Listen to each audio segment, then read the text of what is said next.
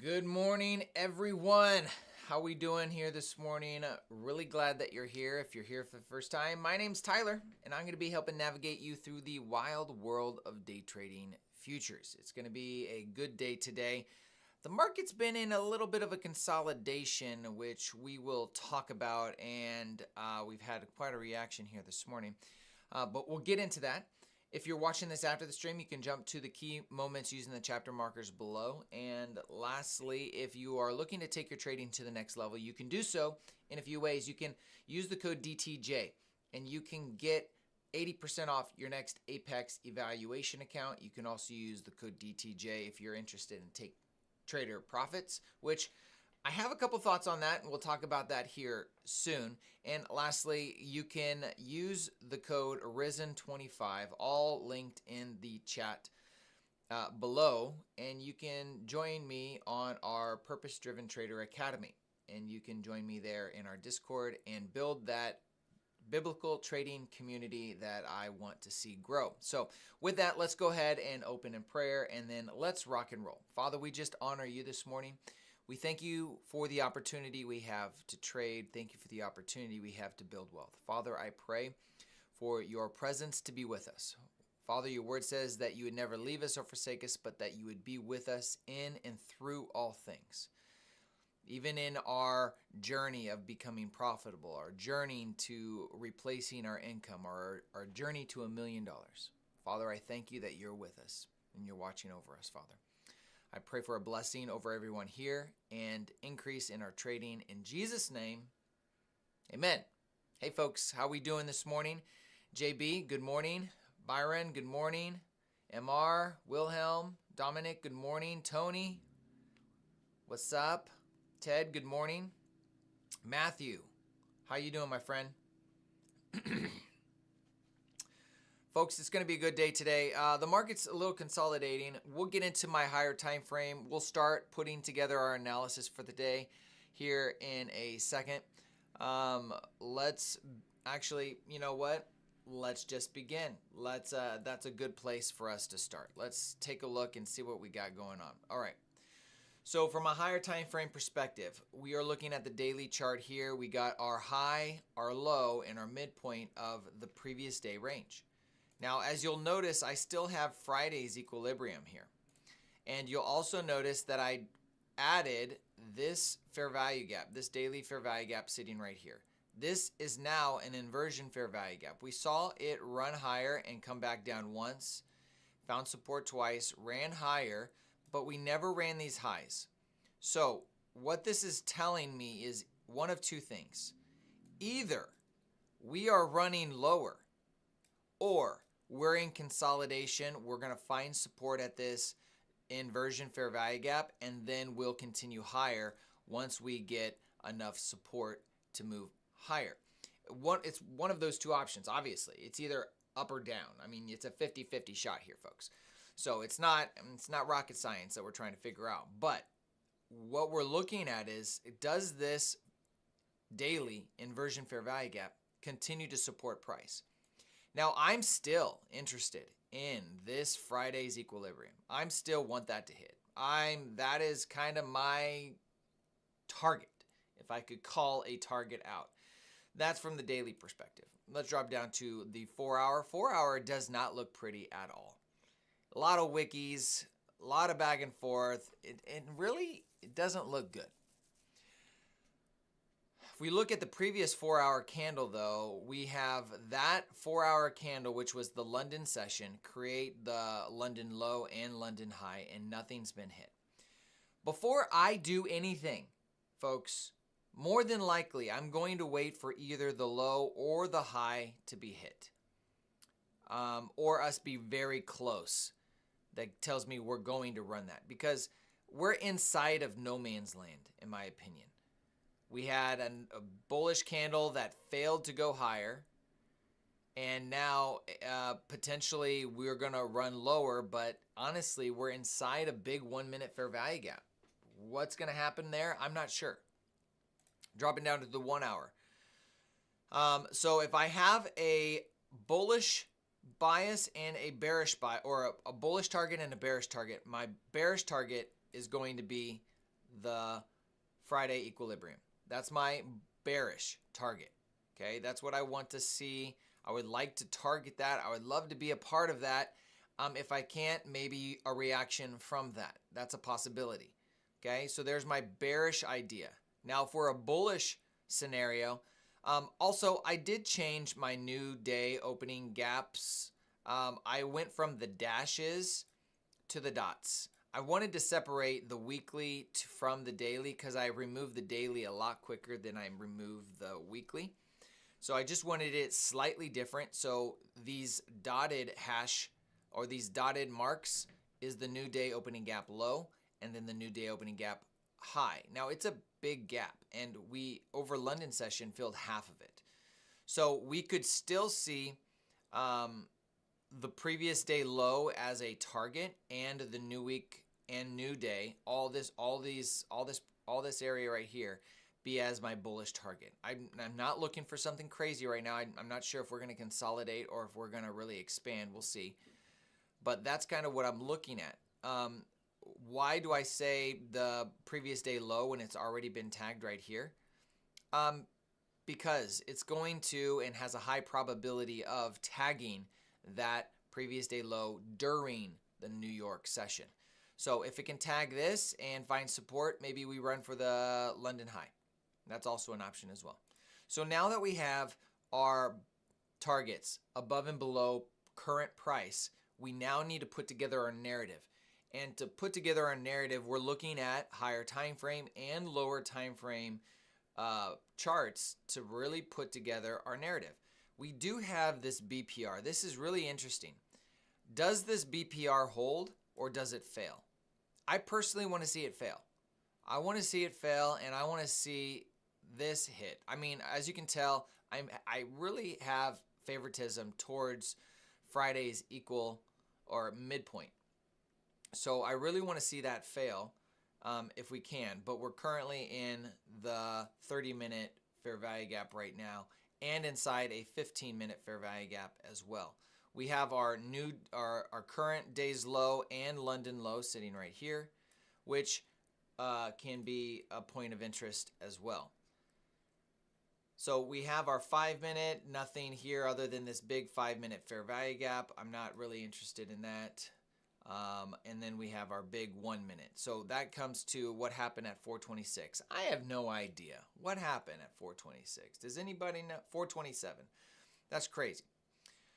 I mean, unless some type of international news dropped, I have no idea, right? So the only thing that we could potentially use this for is an inversion to the downside. Okay, so that is what I'm looking at as my reason to take a short to London low or the Friday's midpoint. If we can close below there, the only thing I don't like is obviously it's 100 points, right? So we're looking for this to close below and then aggressively move fairly quickly to the London low. That's what I would be looking at as a potential target. Then we have our current day low, and then hopefully at that point we have enough energy to run to the midpoint. That's what I would like to see. With that, let's go ahead and mark our new day opening gap or our opening range gap, which is going to be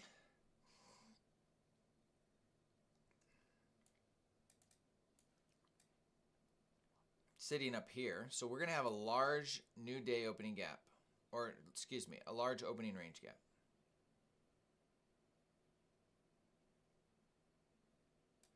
There we go.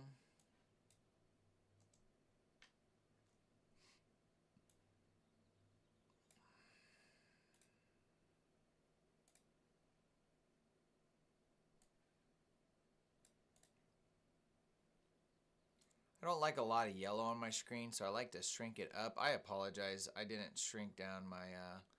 I'm trying to be more dynamic in my screen options here. I apologize. We were talking and I didn't switch over and I'm just chatting away. That probably was really annoying, wasn't it? Sorry, folks.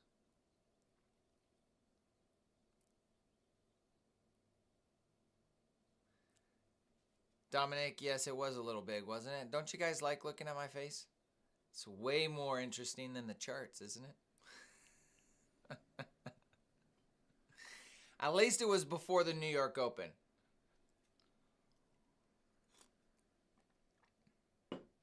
You should be looking at your own charts anyway. You should be looking at your own charts. I was a part of a Discord a long time ago where it was only the person's voice and he didn't share his screen. And his logic was, you should be looking at your own charts.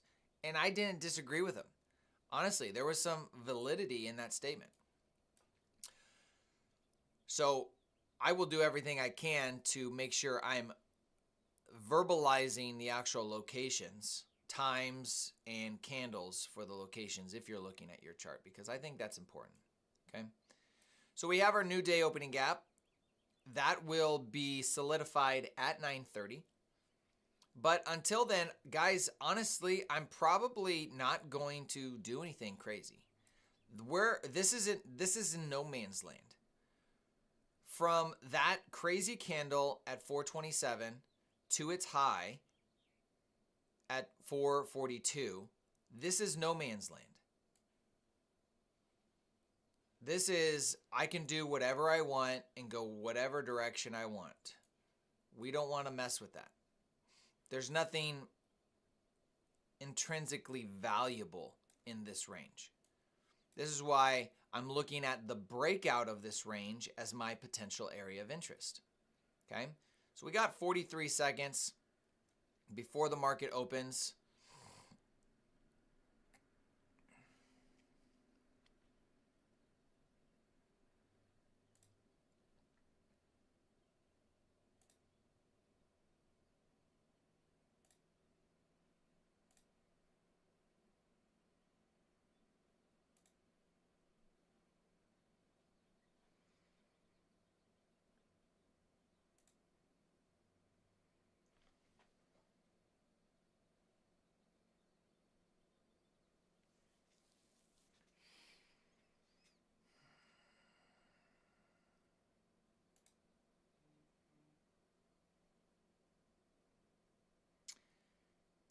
So we did just take the 930 model. That was amazing. Nice, quick reaction. Executed on that beautifully.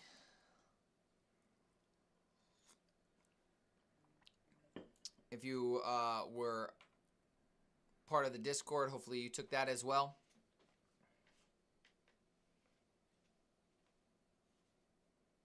Byron, I can explain it to you. Okay, the volume and where a majority of the contracts are traded, it's on NQ. It's on the actual contract. But because of how expensive they can be and how volatile the charts are, they've created a second option for people that can't handle that volume. So institutions, big traders are all trading on the Nasdaq. That's their primary contract. So when we're looking at analysis, we want to look at where the volume's at. Where is a majority of the contracts being traded? Well, that is based on NQ. We are going to execute on the micros, basically the baby brother of the Nasdaq. We don't want to do our analysis on the baby brother. We want to do it on the head honcho. That is where we want to make sure. So when you see the micros run a swing low, but you don't see it on the Nasdaq, then we are still waiting for that low to hit because we don't do our analysis based on the micros. The candles aren't different. They aren't different. They're different in the sense of volatility and wicks, but in general, they are the same. So right now we are waiting to see if we're going to get outside of this range. Which way do we want to go? I don't know. But until then, we'll sit on our hands.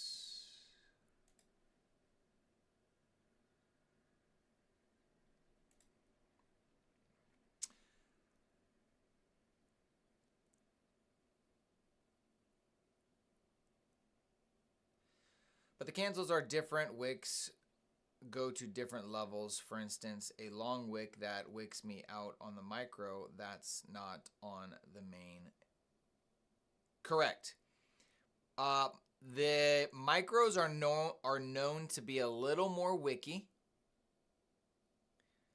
So you do need to place your stops based on your micro chart, but you do your analysis on the mini chart. So if you're going to do an execution, I'm going to do my execution based on the mini chart, right? So here, let me share my screen right here. So we took this. If I'm going to go long here, and this is going to be my breaker right here, well then my breaker low is going to be right here. So this is my breaker bar. Low, high, lower, low, breaks higher. This is my breaker bar. I'm going to put my stop loss in the appropriate spot based on the micro chart. But as far as overall analysis, as far as overall, where is the volume and where is the momentum, we want to do that based on the mini chart.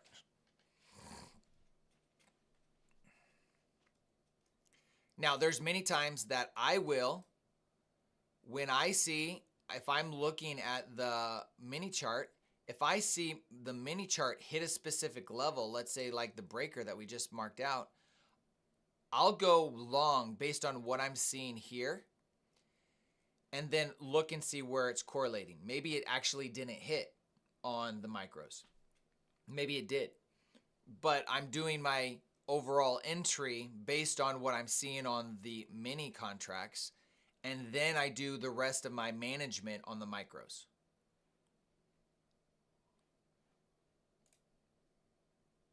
You should have seen it. I was right here. You saw all this, right?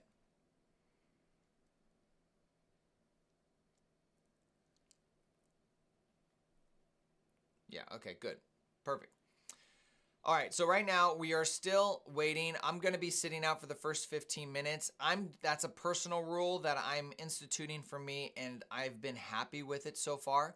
It does mean that I miss potential opportunities like this, but at the same time, if it fails, then I'm like, thank you, Jesus, I didn't take it. So we're just going to sit out for right now. I really do like the idea of it running down here. So we are so close that anything bullish just seems fake to me. Now, I do think we could run for these relatively equal highs right here. That's in the cards. Do we want to go boom, then boom? That's a possibility. I could live with that. And if it does it, then it's forming up for an opportunity probably right around 10 o'clock for this level here. So I like that idea. So we're going to sit here and wait. But in the meantime, let's go ahead and do our daily affirmation. Let's talk. Let's throw our daily affirmation up on the screen here. Here we go. I don't need to force what God has already prepared. I stay faithful, focused, and unshaken. My job is obedience. It's to follow His voice. He handles the outcome.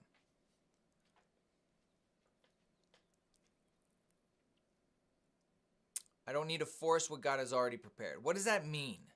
To me, that's saying, if I believe the Lord's asking me to do this, I'm going to be faithful in the day-to-day. I'm going to stay unfocused. I'm going to be faithful by learning, by reading, by studying, by executing. I'm not going to be shaken based on the results. My job is simply to obey and to continue that process. Stay in the journey. Don't get distracted by the P&L. The P&L destroys you, folks.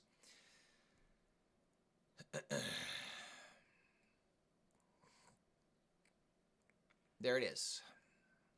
That's today's encouraging word.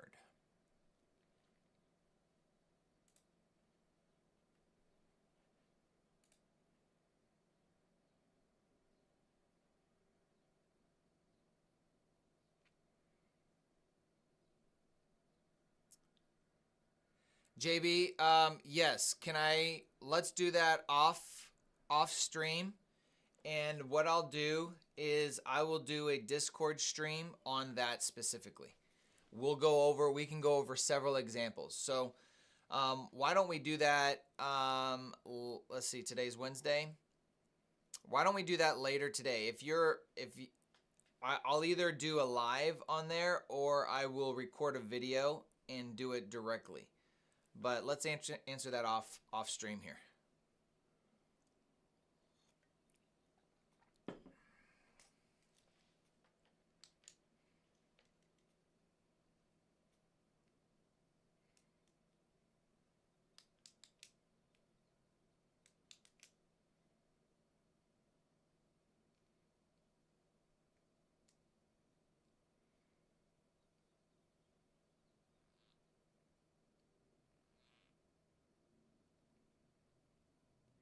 So today we had some news, but man, we got absolutely no reaction. Here's our news for the day, and we had Wednesday at 7:30. We had core retail sales. Retail sales at 8:30 this morning. Did you guys see the candle of 8:30? It was non-existent. Where was it? Right here? I mean, look at that. Right there. That was the candle. That was our news candle right there. That was 21 handles. The candle after that was bigger. And after that was bigger. I think it might be waiting for the Fed to speak. Powell is talking at 1:30. Powell is talking at 1:30. So we need to be careful. Now, what do I mean by be careful? If the price action looks crappy, that means don't trade it. Okay? Don't try to make something happen. We're inside of that. I told you, we're inside that giant candle right here that I don't want to mess with. I need to see that we want to get outside of this, and nothing in this price action is showing me that it wants to get outside of it. We did just reach this breaker right here, a small little breaker on the 1 minute. Look at the touch of that. So we'll see if it actually wants to start moving. Did we get our 1 minute? We did right here. It's really small. I don't like it.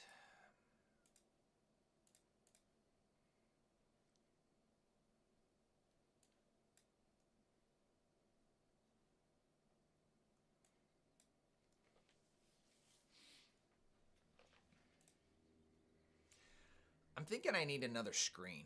I have 2 screens for my setup right now. A really wide screen, really wide, and then a tall screen. I think I need to do another one. Or maybe I do like, I don't know if I want that. I love my giant screen just to have one. I mean, what you're seeing is my giant screen, half of it at least. So like my giant screen is that big. You can see it. I can drag stuff back and off of it right there. So the other half of my screen, I have other stuff, but it overlaps my charts.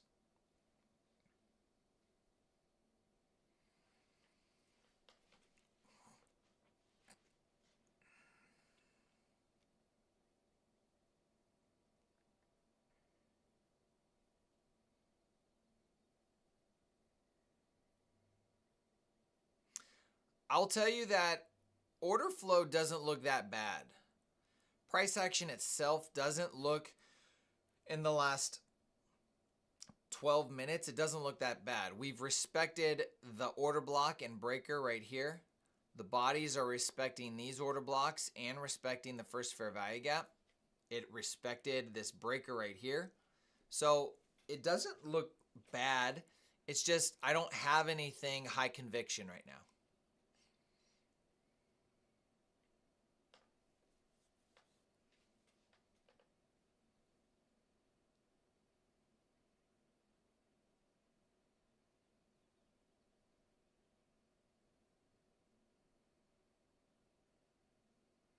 Is that what happened at 427? Okay. Thanks, JB. Is that Matthew on X? There's a guy on X that I get a lot of news from.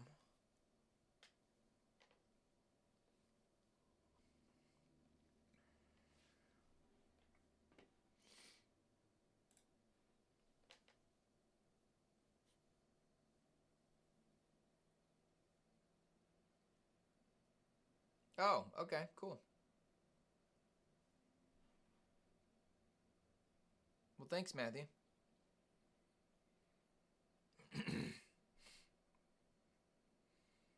All right, looks like the first fair value gap is going to be violated here. We've respected that breaker twice. 1, 2, and we've created a bearish breaker in the process that's overlapping. So if we get a fair value gap here, which we do, it's the first fair value gap, and this candle creates a new fair value gap, we now have the elements for a highly probable breaker.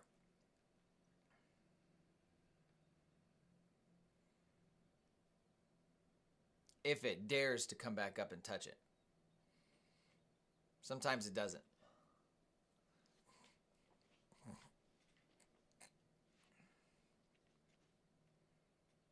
But even still, it's a breaker inside of an area of price action that I'm not a fan of. And we're inside this 1 minute fair value gap.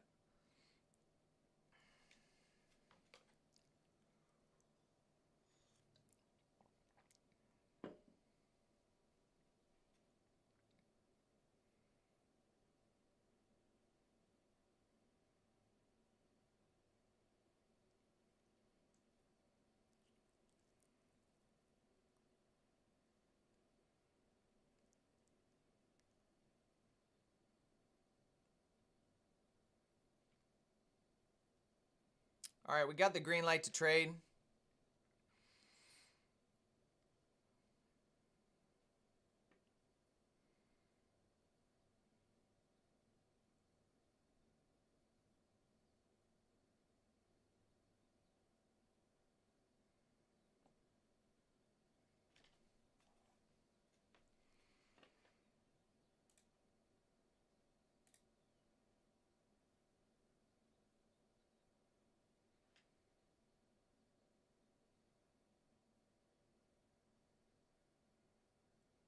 Really small fair value gap there.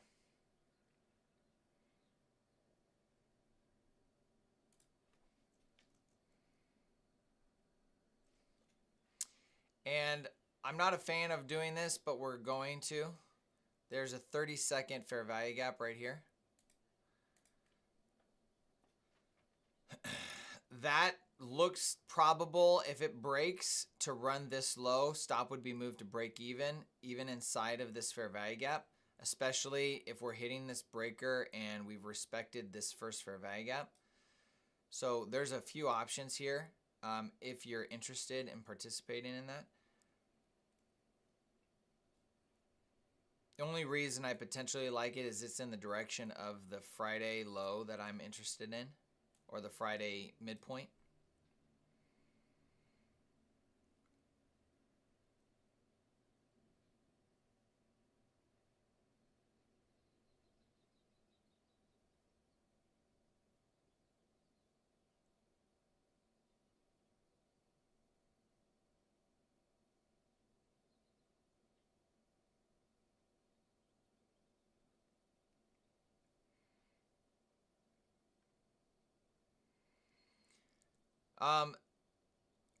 Byron, the obvious ones are the best.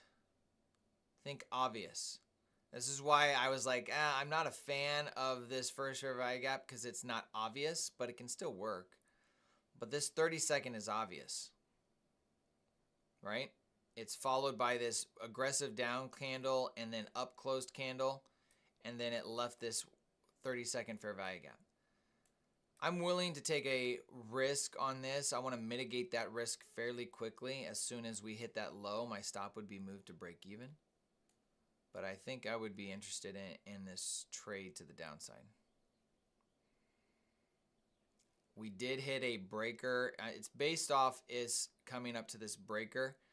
Either I want to find support completely, or if it breaks through that, I'm moving my stop to break even once we hit that low. If we hit this low before it closes, then it's a no trade.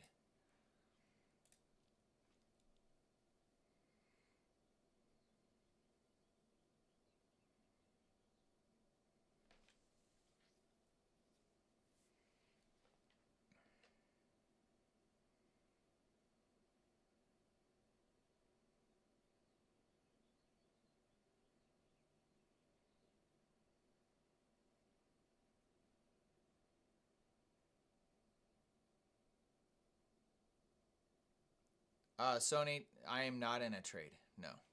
Actually, let me put that up. I'm sorry. Boom. There's my execution screen. We took the 930 model. That was it.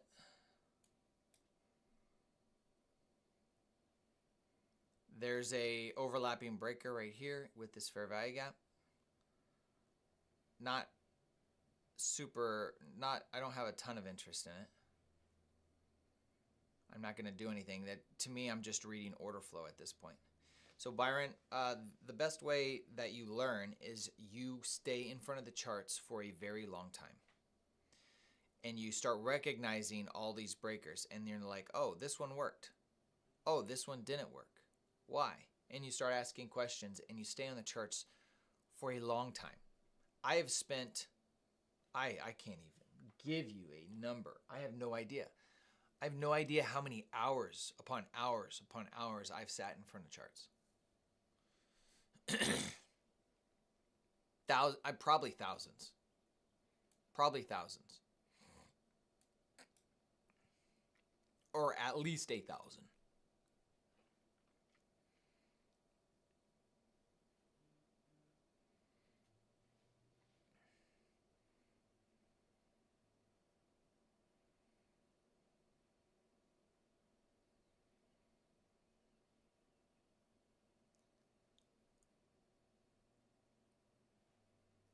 I like this order block that's put right here. I do like that. Let's see if it can give this to us.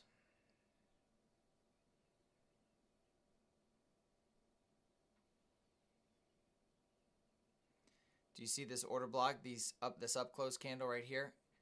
I like that idea of us giving a order block when we close below it. So we have closed below it. So we want to see this fail, or we don't want it to go past this fair value gap right here.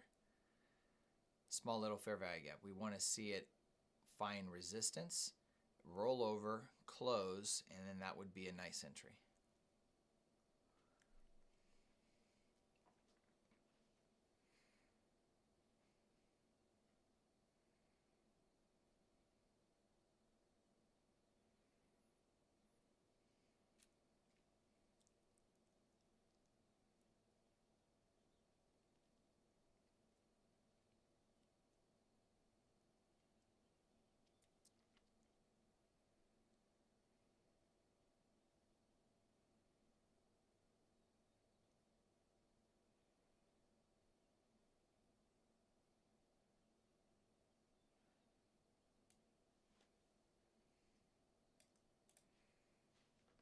All right, so no 30-second entry. So now we're jumping up to the 1 minute chart.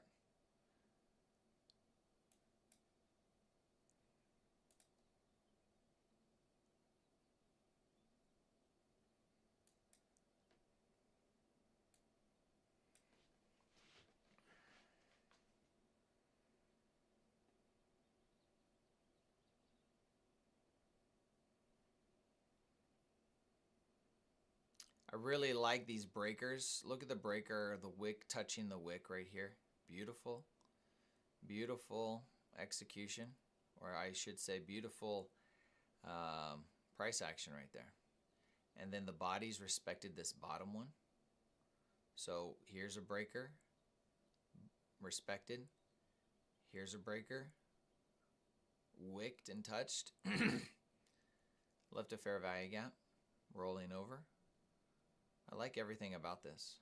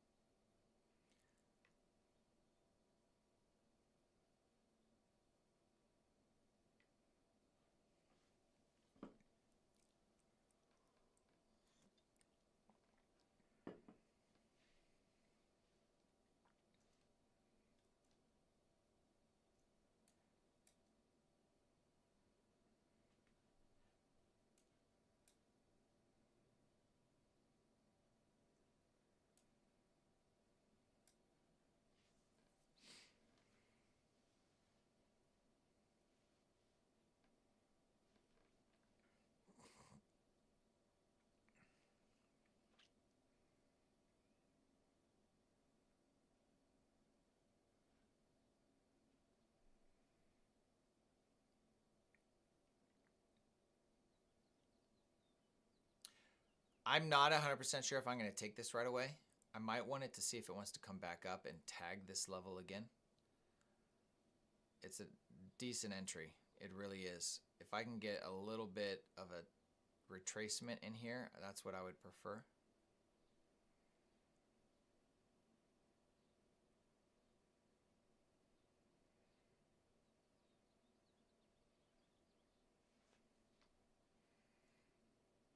And the reason why I'm saying that for me personally is this is a large stop loss. I don't want to mess with that. So if I can get it to come back up here, potentially, find resistance at this breaker, because this is another breaker, that would be a place of interest for me. And let's see if we have a small sweep of liquidity right there. So it would have been stopped out at break even technically. So I'm not going to take this. Let me show you guys why. This is our, from this, the close below here, this is our swing low or swing low here. And we've ran that level already. See this?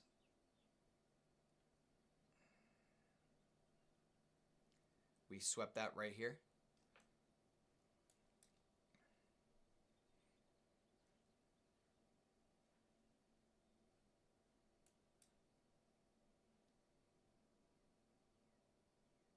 I mean, this isn't a bad trade.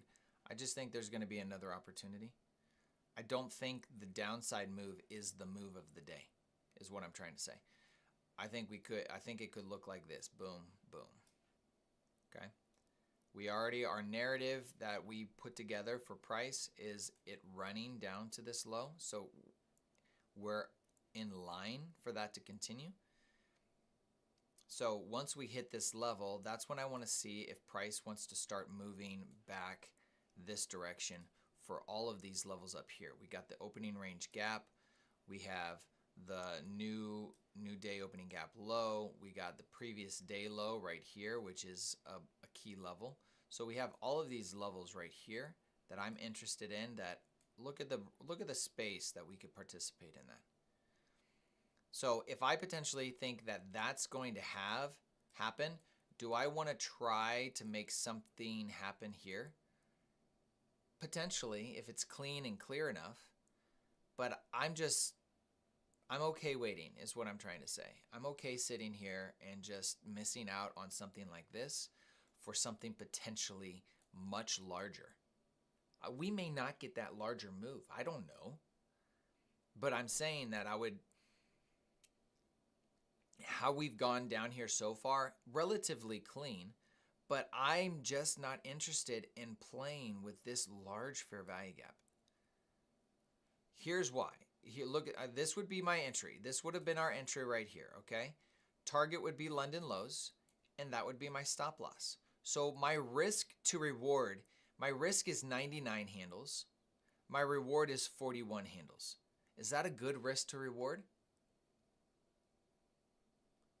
I guess if you wanted, you could do this 30-second. You could put it the high at the 30-second. Okay, so it's the 30-second. So 62 handles, 41 handles. Is that a good risk to reward? That's a 0.6 risk to reward. On the same token, if I think that this is our low,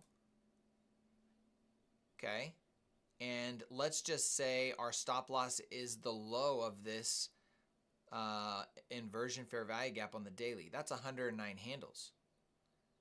But what is my potential target? The previous day high. That's 337. That's a 3R trade. So the risk to reward, even on something like this, is much better in my favor. Would I take this risk to reward? No. But I'm looking for, where does the trade have this risk to reward, in essence, is saying there's a better probability of you making money on a trade like this than the previous one. So we're just trying to find out where is the best risk to reward for us. And in the past, I haven't been the best at that. I've been okay just taking any trade. Here's our breaker that I said I wanted to see it go up to. So it did that. It did that exactly. That's crazy. And now it's rolling over again.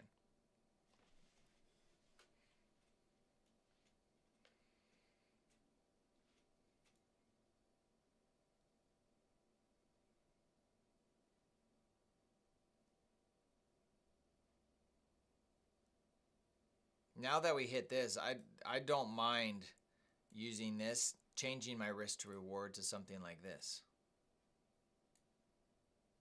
That could be a risk to reward right there. Closing below would be nice.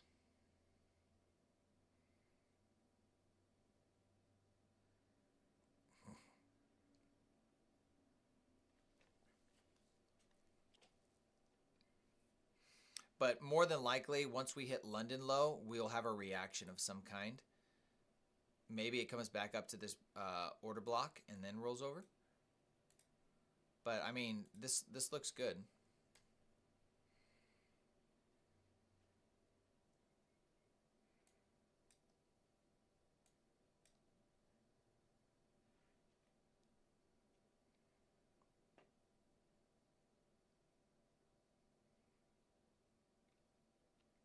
So there's the tap of London low. There's the reaction I said we might get. I don't know if it's going to go any higher.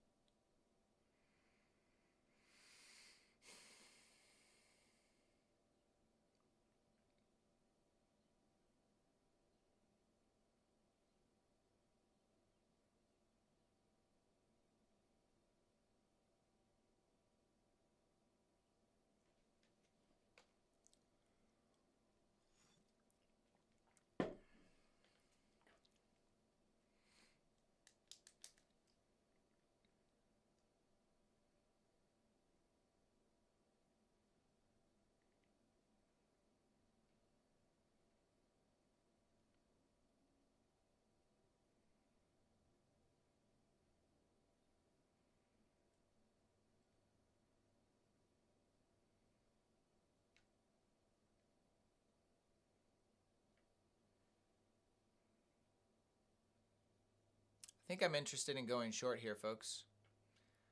Maybe do a tight stop loss.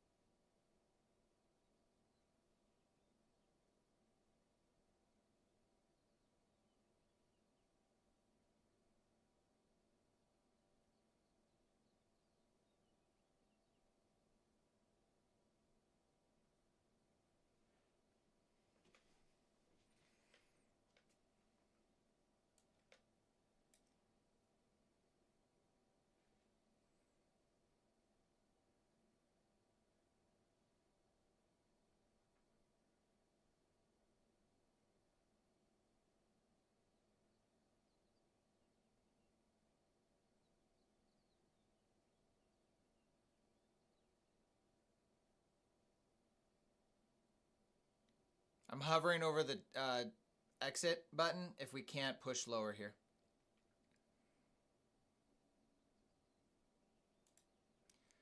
I'm going to sell that. It's hesitating too long.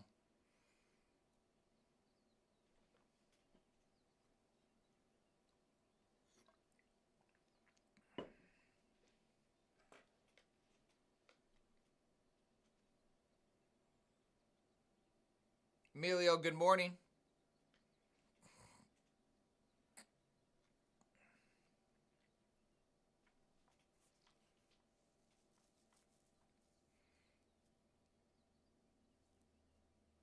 So we'll call that a break-even trade, even though it wasn't quite break-even. It was like 1 or 2 handles. I just didn't like how it was hesitating. I knew there was a chance that it could hesitate a little bit, and specifically because we hit the London low. But I wanted to see if we were going to find support here, which we were, and just immediately roll over to this low. And it's not doing that. So I'm just going to kill the trade idea instead of taking a 40-point loss.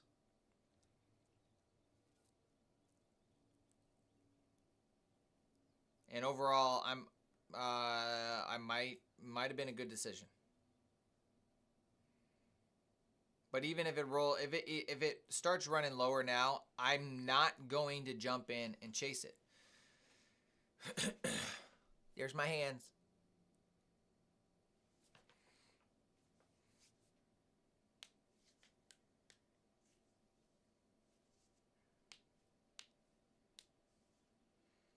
I took the fair value gap after first presented to the low, 43 handles like yesterday. It's been a green week. Way to go.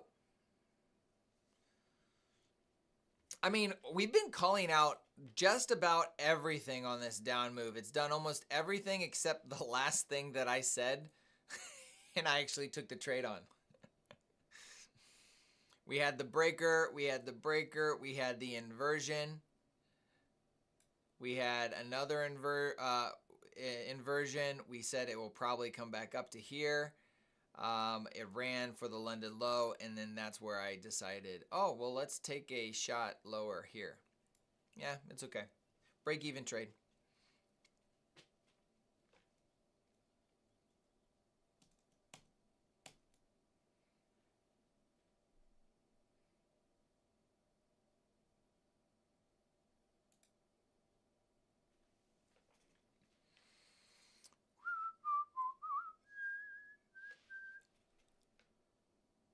Retag that breaker. I'm going to put it up there. Look at the accuracy on that tag right there. I put it on the low of the lowest point of the down close candle here. I did not look at these green candles. I just like how the precision of just even the close or the high of that candle. Doesn't mean it can't go higher, obviously. We just swept that high. It runs for liquidity.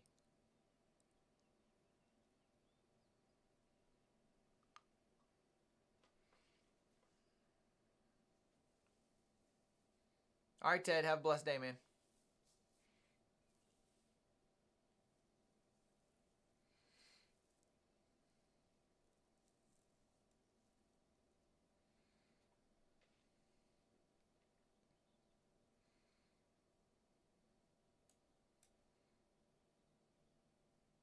I'm going to have a really hard time going long when this is right here. That might be a little, I'm not sure. It could cause some hesitation on my end, folks. I really wanted to see that hit.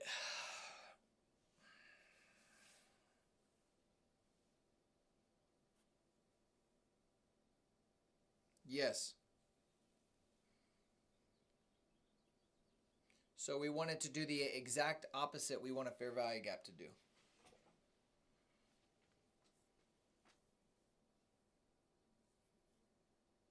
Yes, and I mean, I totally get that, Matthew. We did hit London low. We did get displacement. We have a bullish breaker right here that we could go long in. But I'm just not ready.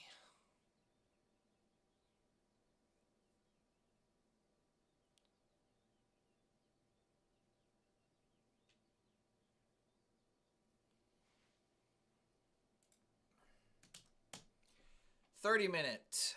We got 20 minutes left on it. I would be okay with that. I mean, guys, look at this. Look at this. The market doesn't do this. It's basically a shelf, a negative shelf. I don't know what you want to call it. It's upside down shelf. It's a floor. It's like it's a flat floor right here. The price doesn't do that. It needs to make this jagged. I'm interested in this. However it wants to do this, that's what I want. I'm going to have a hard time doing anything else. I mean, go back and look at all price action. Where do you see this form and not be broken relatively quickly? I mean, you're going to see that nowhere. You're going to see that nowhere in price. Okay, we got this right here, but that's one time. Okay, we got that one time. Boom. I don't know. Yeah, I mean, it could do it. It could. It could.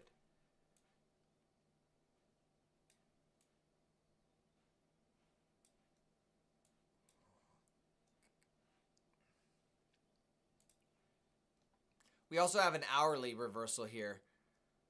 So I'm okay seeing what plays out on the hourly. The hourly could wick lower and hit this and then continue do the reversal. I don't know. But either way, I think it's going to be difficult for me to want to go long.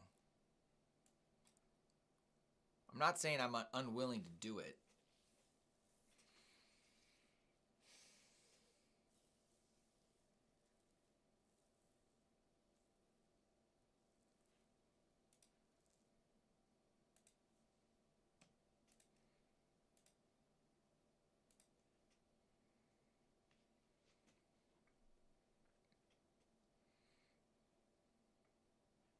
Honestly, what I would rather do is play this right here. I mean, it's because it's in the direction that I want it to go.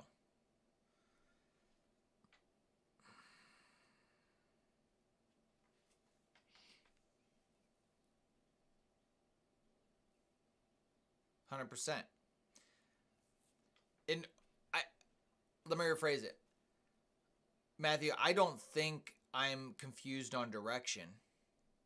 I'm not confused. I'm hesitant on saying this is the low and thinking that we're going to move this direction. To me, our targets are clear. We had the London low and Friday's midpoint. These are the two levels I want. It's hard in my mind for me to say, oh, we're just going to get this one and leave this one when we got all of this flat space over here. I already think that we're going to have a bullish big move. I already think that. So to me, the bias is not very confusing. It's what level is it going to hit before it does it? I know we're going to go like this. Like, I'm fairly confident in that. I just wanted it to hit this level first. You know what we should do? Let's take a look at ES and let's see if it hit everything and maybe he's just leaving something behind here.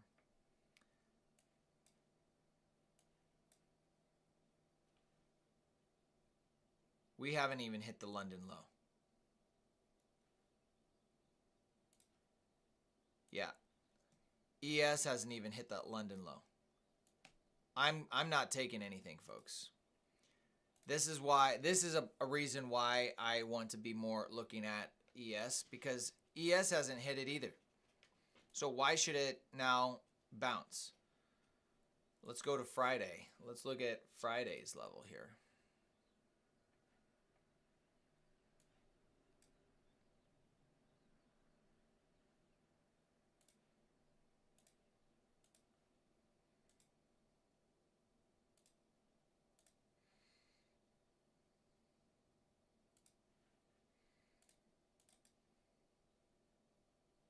Yeah. I want to see it move lower. We haven't done it on London, or we haven't done it on ES. I guess it doesn't have to on ES. Since it ran it on NQ, and we could call that a divergent. We can call that an SMT. So there's a possibility that it could go the other direction, but I mean, I think I want, since it hasn't hit it on ES, I think I want to wait. On thinking the high's been, or the low's been put in.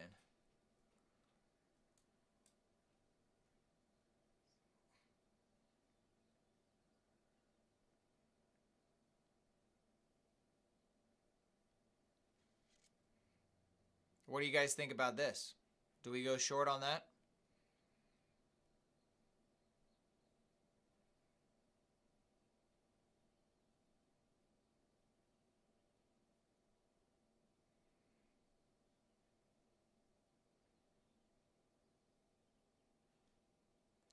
If we can get a green candle right here, if I can get a green candle on that mini breaker right there, it closes green and then the next candle closes below, I'll take that.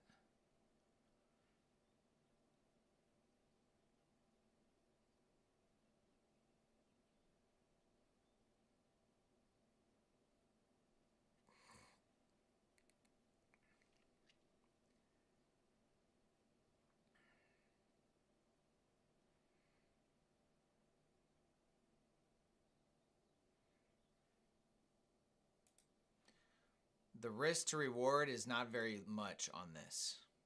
It's 9 handles. This is worth taking. I mean, I'll lose 10 handles for this.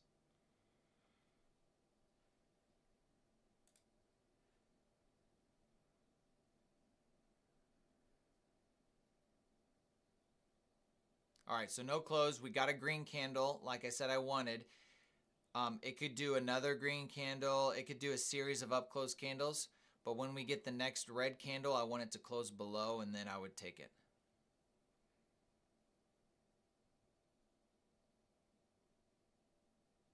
At what point, how far down am I willing to let it go before I say I don't want this anymore? That's very subjective.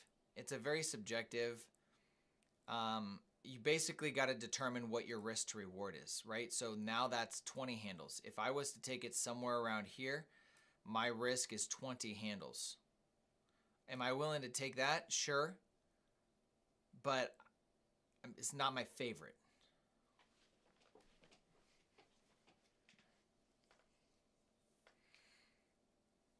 I would prefer a green candle here anyway.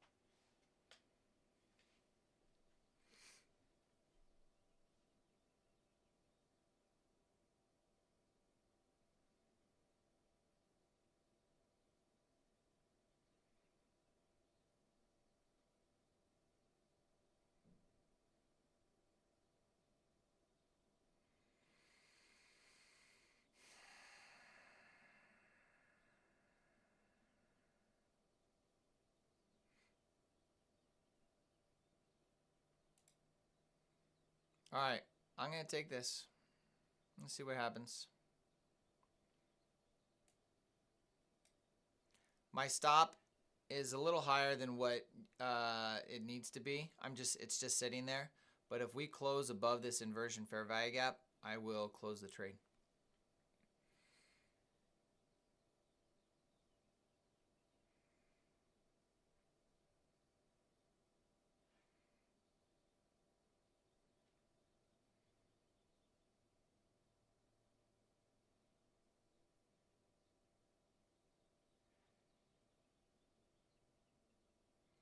$470 is the target.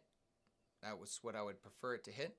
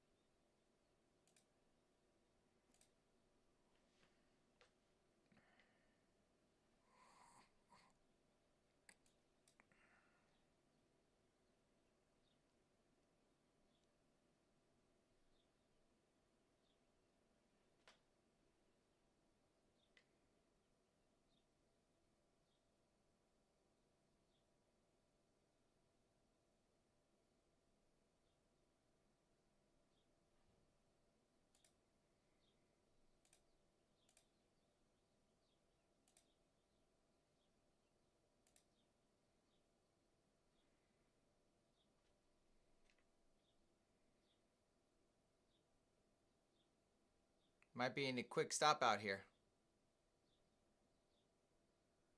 No stop.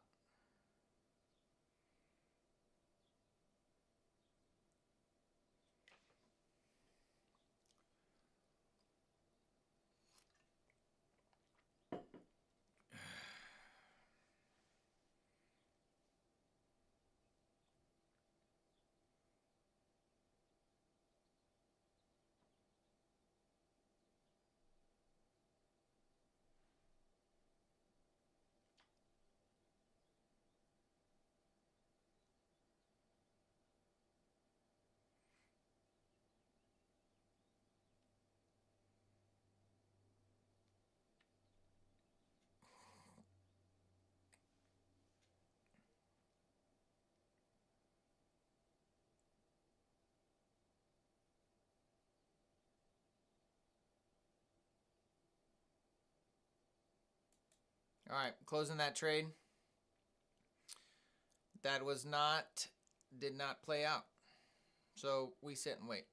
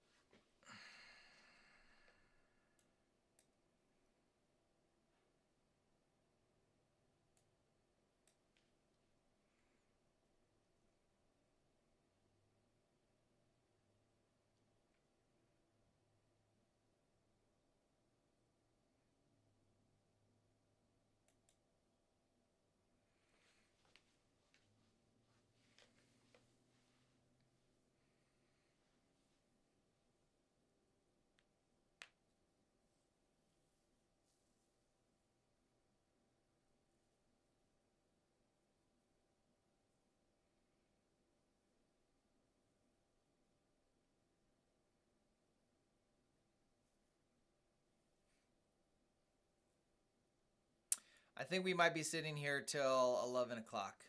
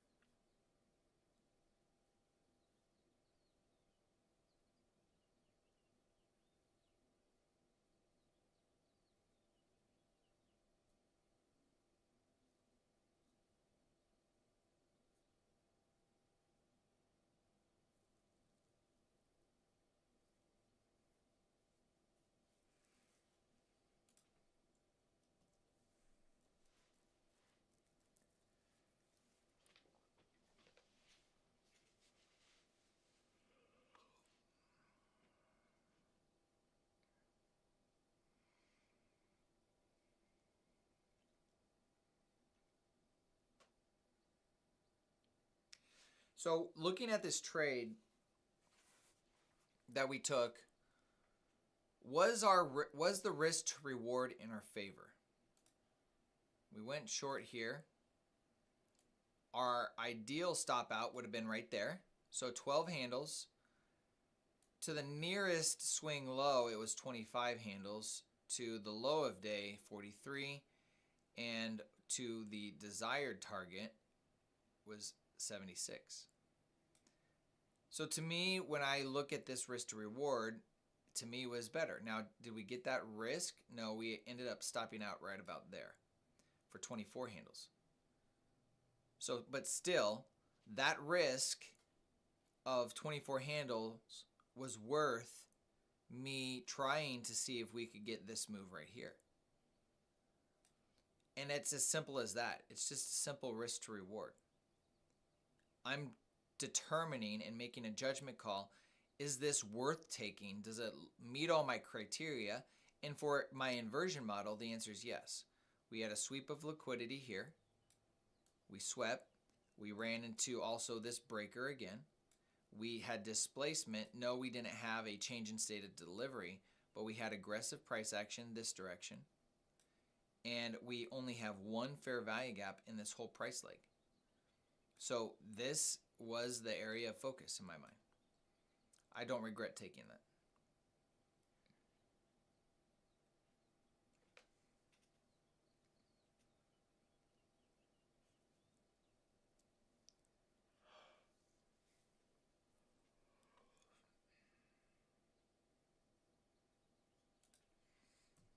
Five-minute.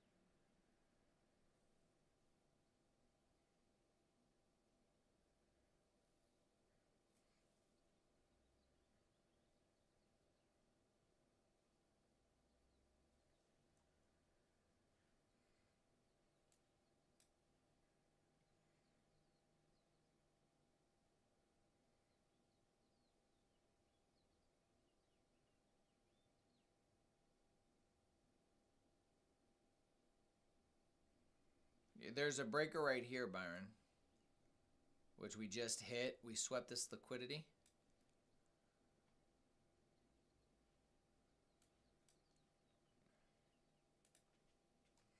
I don't want to be so stuck on my bias to the downside that I can't take a long, or I just sit out until I see what I want to have happen. But right now we swept this high right here. We ran into this breaker right there and that one. We'll see if it wants to continue. I mean, all of these just look aggressive and then they stop and turn the other direction. So I don't know. I just need to wait for something clearer, something obvious.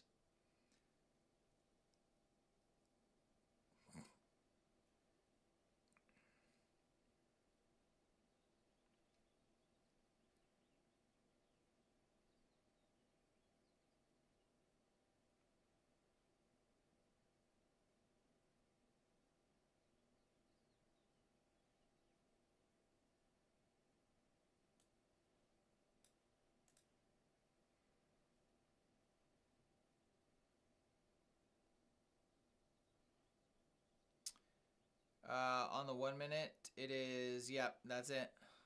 I dragged it out for you.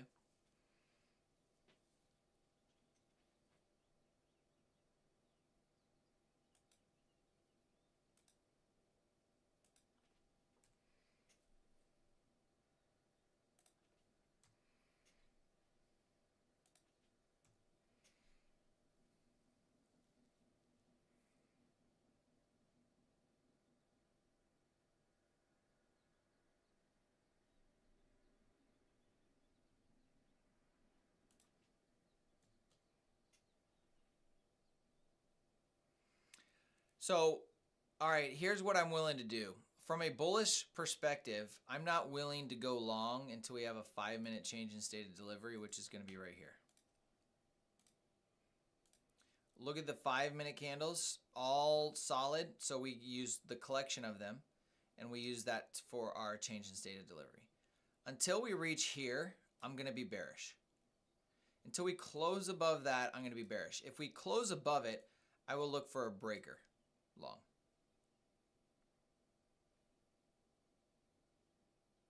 I think that's fair.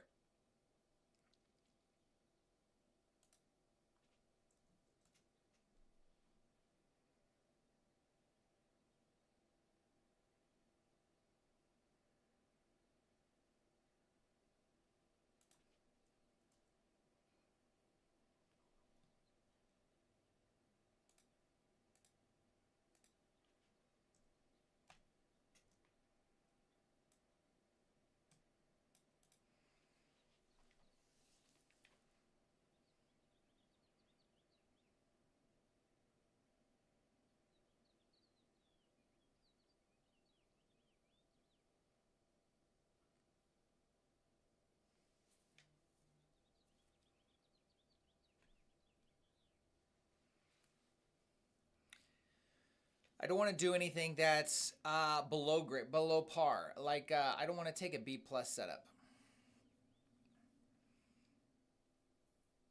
Honestly, that inversion I thought would have been was an A plus, but it just didn't work out, and that's okay.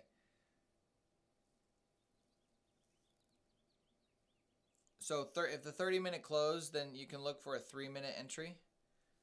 That 3-minute entry would be right here or here. Or here. We got 3 fair value gaps here. I would do it probably for the middle one because that's where it's overlapping with the mitigation block.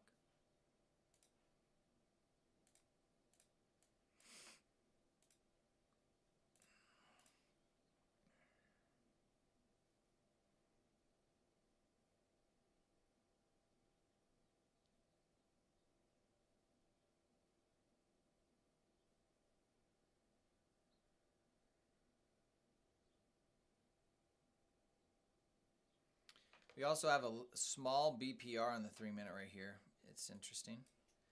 Fair value gap sitting right here and then right here.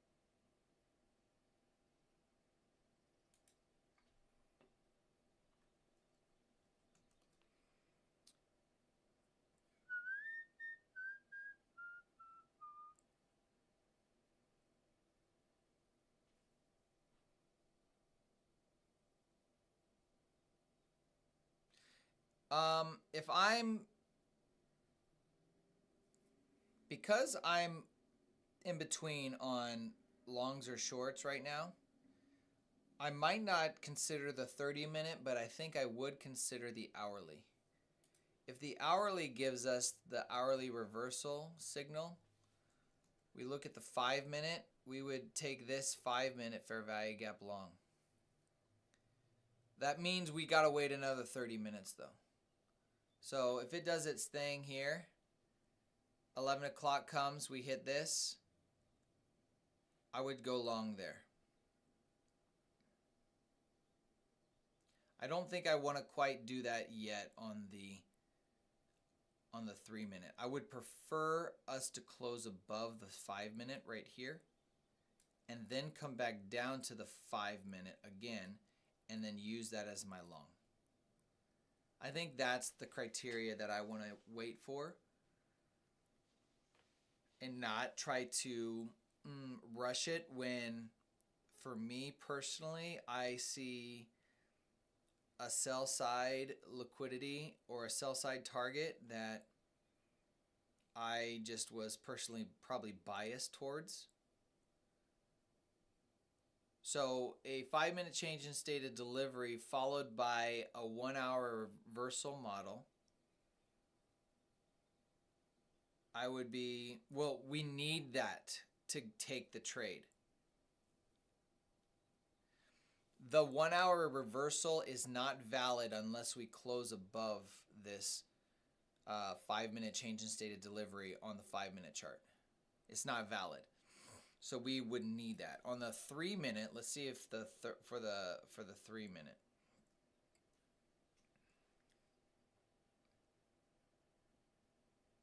The 3-minute is already valid. So this 3-minute fair value gap is valid.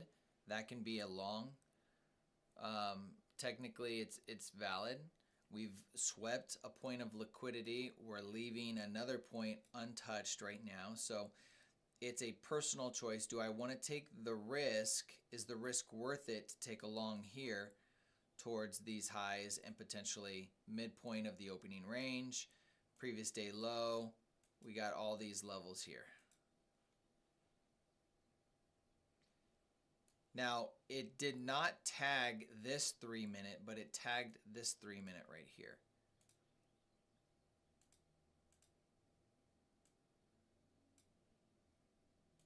And so far it's playing out.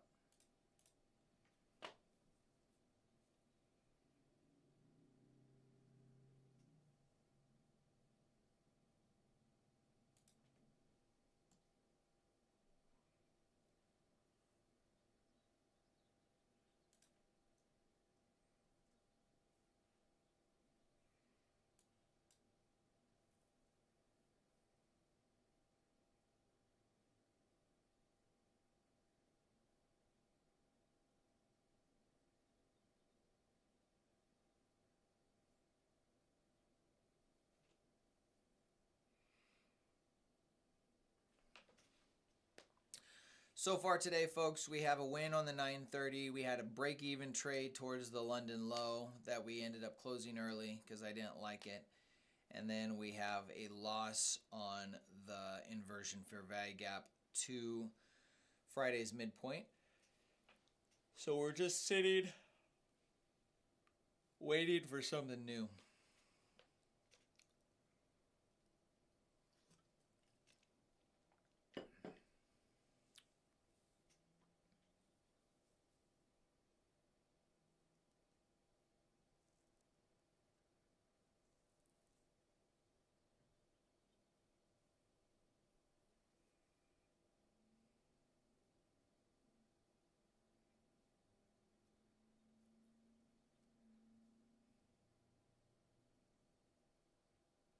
If we don't get the hourly reversal setup, then and it's staying beneath there, then I'm still looking for that Friday low. I'm still going to look for that. All right, I'll be right back, folks. I'm going to use the restroom here.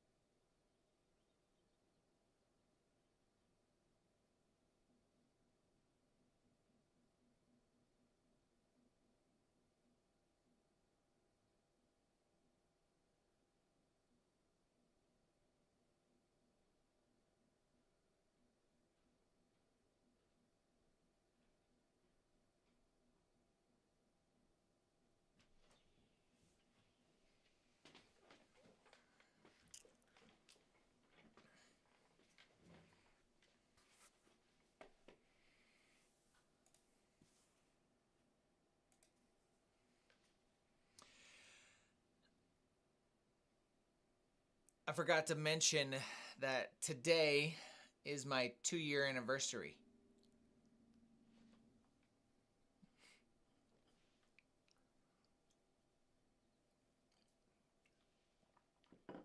My 2-year anniversary from when I came across ICT concepts.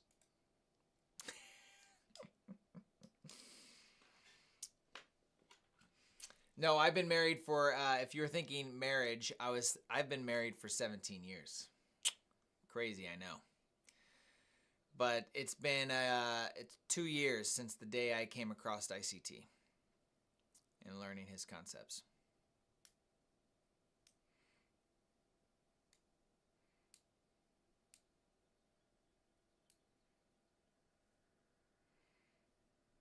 I remember because I went back in my timeline for YouTube videos, and I literally went back to find the very first video I ever watched. 17 years, you don't look old enough to be married. I know. I got married when I was, so I'm 37 years old. I got married when I was 20.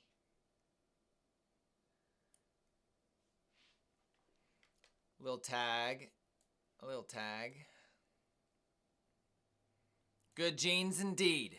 That's what I like to say. It's my facial care routine.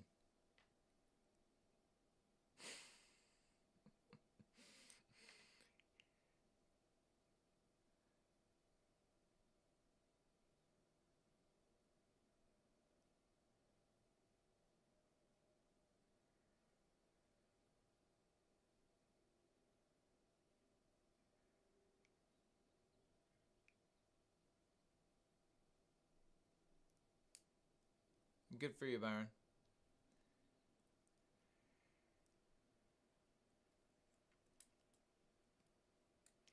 There was something else I thought about talking about while we're sitting here waiting. Oh, yesterday. We took one trade yesterday. You guys remember the trade we took? We said we were going to wait for it to hit that 3-minute for a 30-minute reversal trade. Do you guys remember that? Who was here for that? We were waiting for that entry, and then we had that crazy candle to the downside, and I ended up closing the trade. Did you know it never broke that for the rest of the day? It actually played out. It just took 2.5, 3 hours for it to do so. These entries, if you're going to take a trade, just take the trade that makes the most sense. That is just the honest truth. You have to take the trade that's clean, that just stands out to you. So if we look at, well, look at this. Let's see if this happens. We'll see if we get that 5-minute change in state of delivery. We got one more minute. Well, let's jump to the 5-minute. Watch that. But if you look over here, our entry was right here. This 3-minute fair value gap is what we got in short at. My stop loss was somewhere around here. It was a 40-point stop loss. I got in here. My stop loss was 40 points. I mean, as you can see, it's just above it. And it never hit it for several hours. But at the end of the day, I'm glad I got out. I did not want to sit in a market like this. I'm glad I got out. I didn't take anything the rest of the day. But remember when I had that, like, this is it. This is what I'm going to do. I've decided.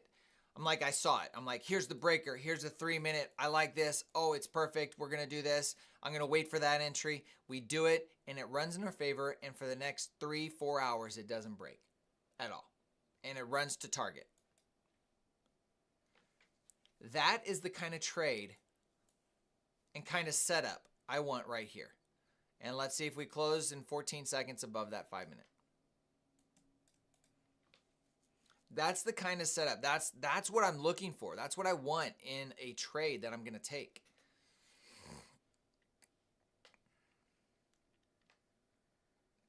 So it didn't close above it yet. We'll have to wait for the next 5-minute candle.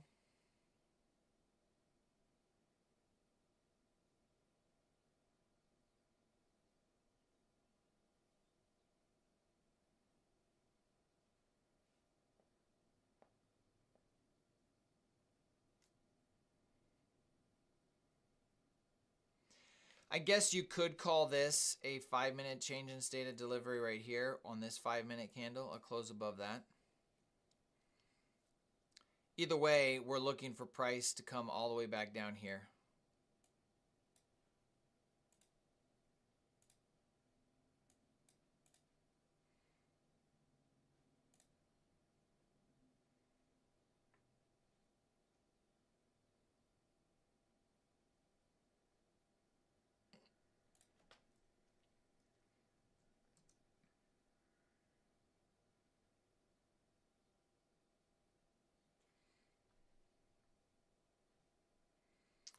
I do like this low resistance liquidity. I mean, that's nice. It's just, this is just odd to me. That's the big thing for me.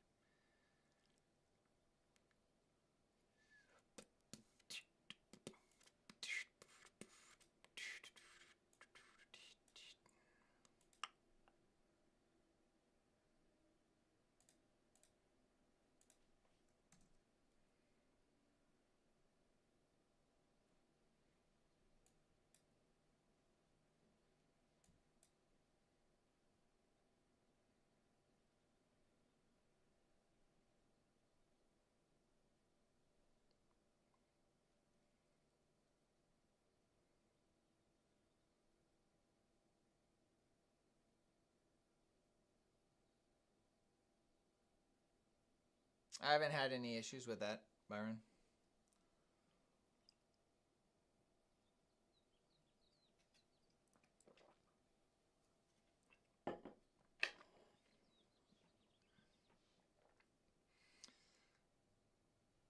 Here's a mini breaker right here. Low, high, lower, low.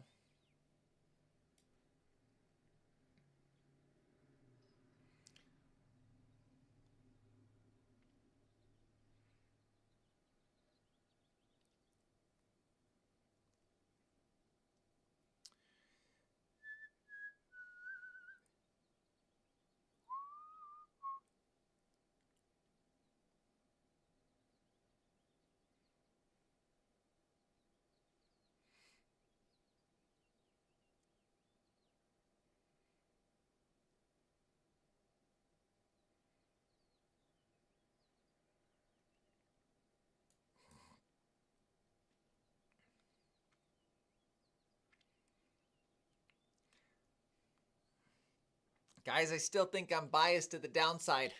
Oh, I hate to say it. Look at this shelf right here. Look at this breaker, bearish breaker, high, low, higher, high. Oh, I like it. I like it. I do.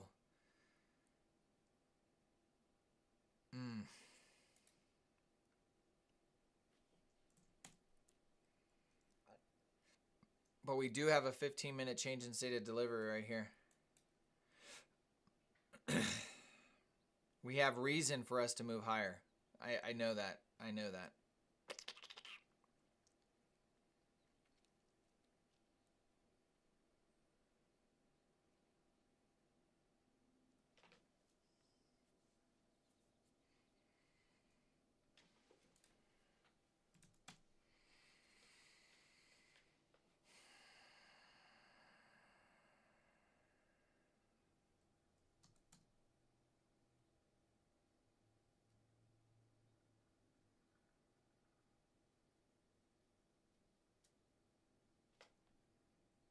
Today is not easy, folks. Today is not as obvious and easy.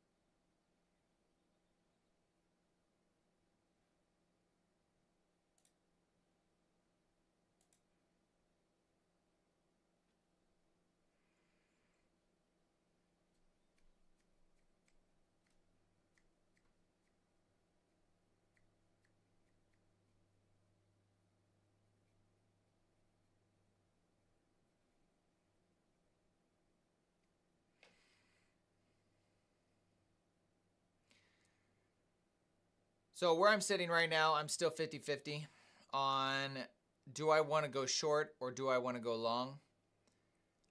This 5-minute fair value gap is my long entry. And I see a breaker to the downside for a short entry.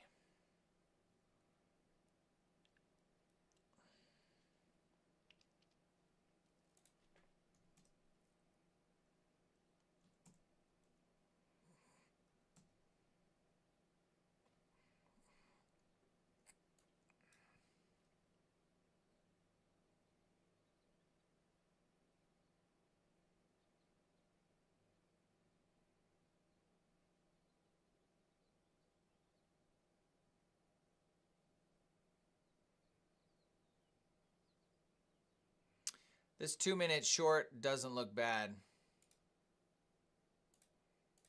I think I'll take that.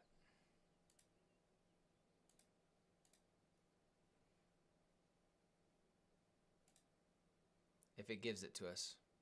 Oh, it's not going to give it to us.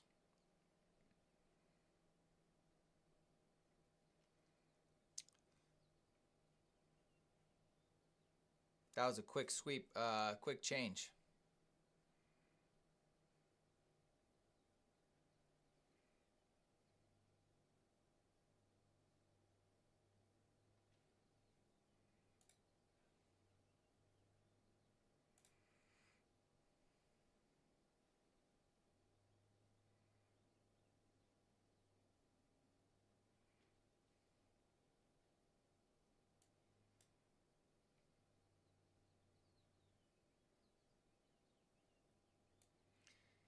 That looks good for a long right here.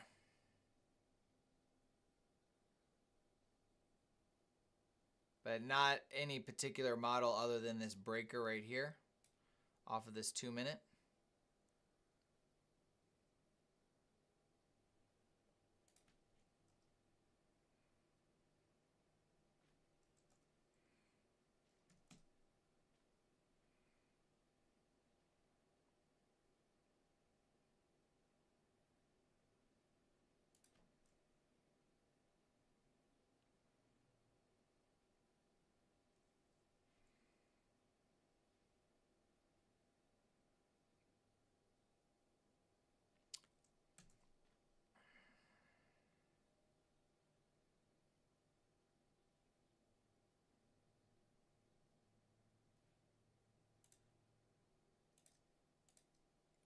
I like the way that looks.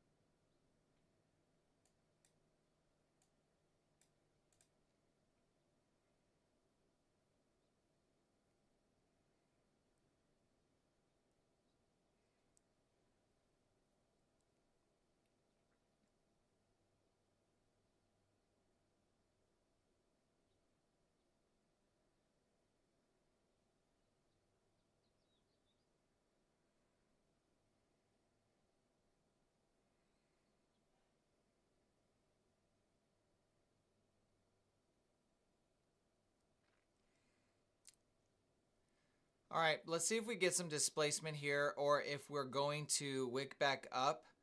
If we continue to find support in this 2 minute, I'm going to take a long. If we finally break below it, we're going to see how it reacts with this 5 minute fair value gap.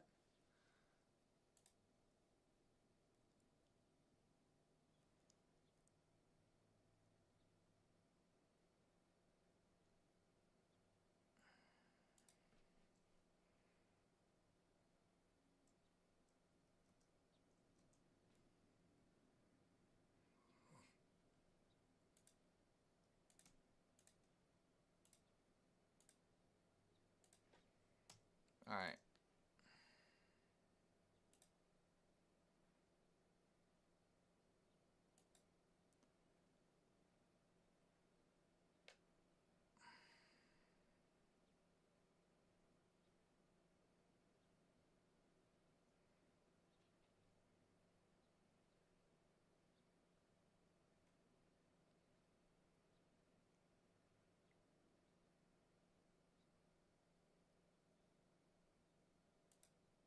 I'm going to take a short right here.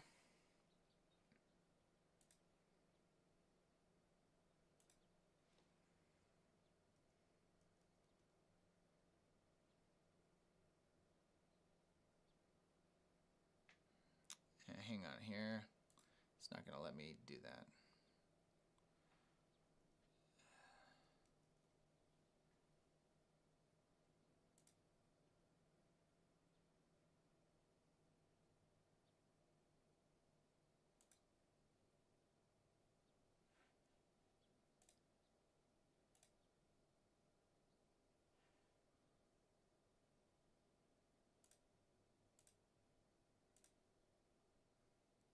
I'm not in this trade right now. I was planning on it, but I had some issues, and maybe it's for my benefit.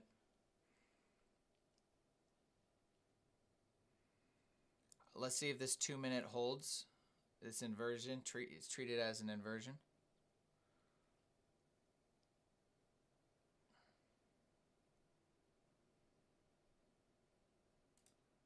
I just do want to take this.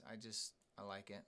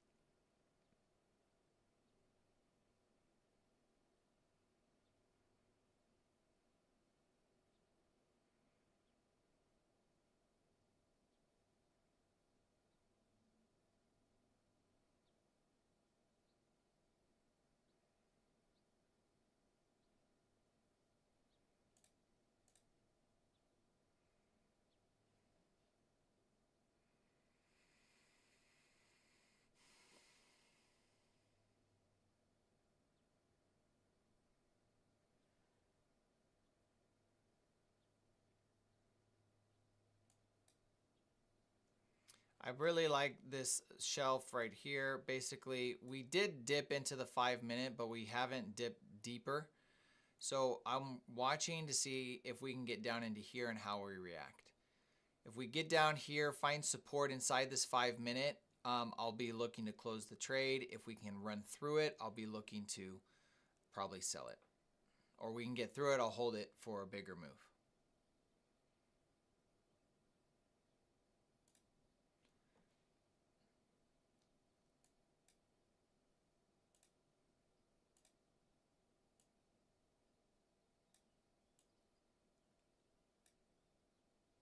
I added a contract, so I'm cutting my stop loss in half.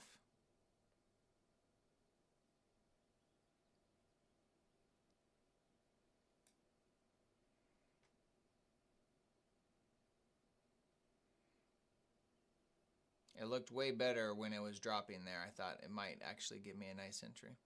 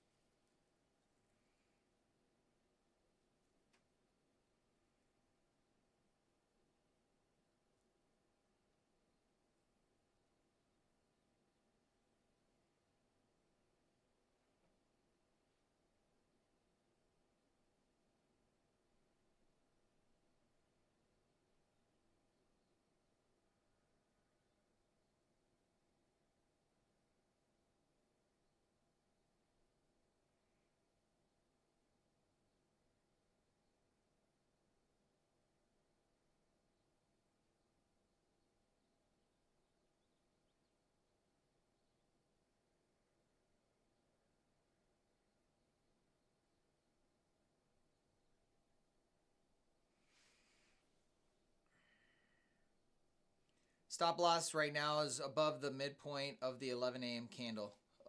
It's above the midpoint of the wick of that 11 a.m. candle.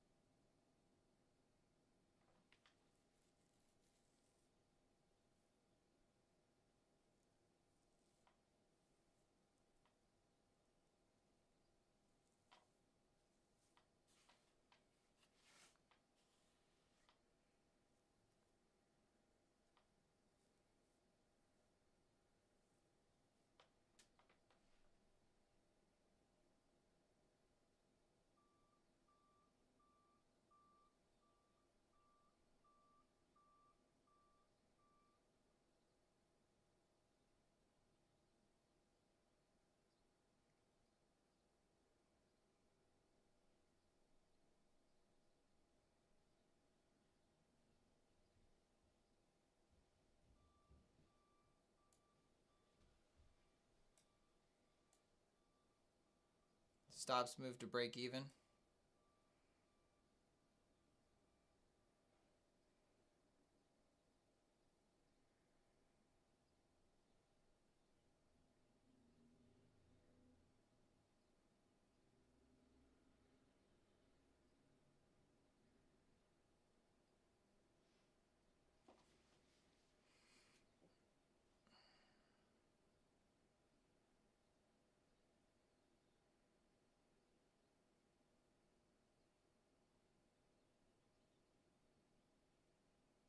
I'm not a fan of that close at all.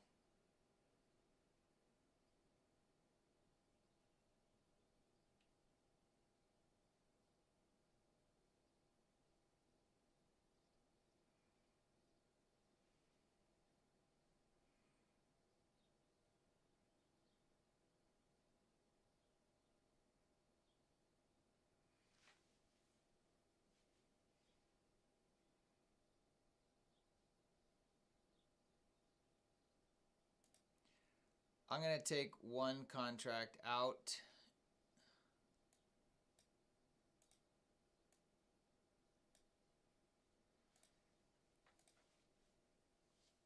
That's in profit.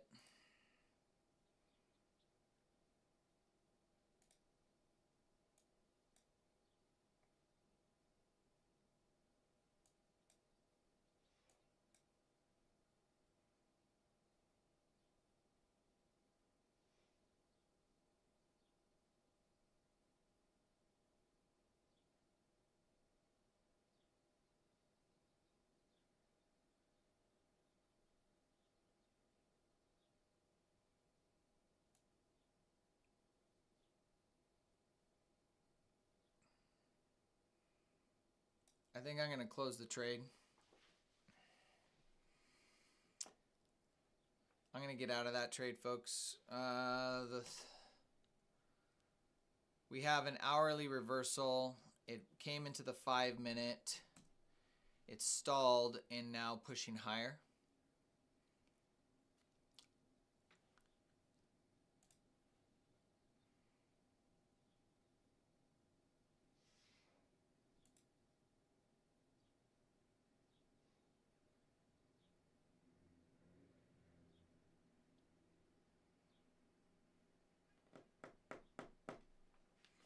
I'm at break even. That trade brought me back to break even. So pretty much nothing.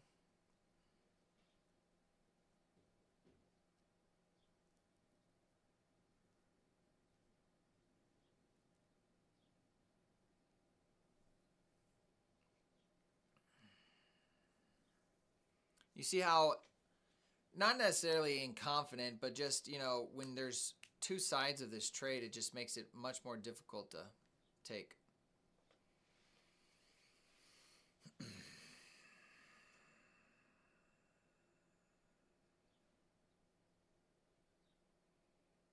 If this rolls over, if we roll over again and we get an inversion here, I'll take it off the inversion. But I see the hourly potentially moving in this direction. So I don't want to be so stuck to a bias that I have to take the trade.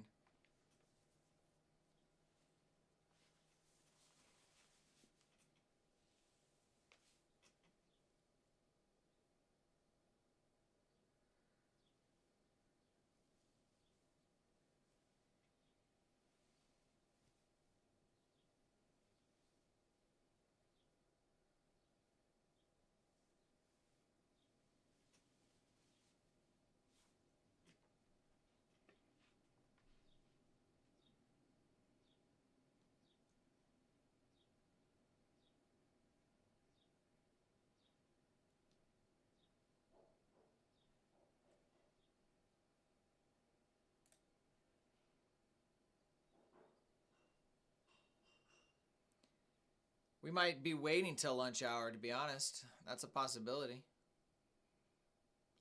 But now that I'm out of the trade, what do I do from here? Well, we got consolidation here. Okay. I need to see my model and a clear run on liquidity before I take anything else. I still could. This 2-minute is still respecting this inversion.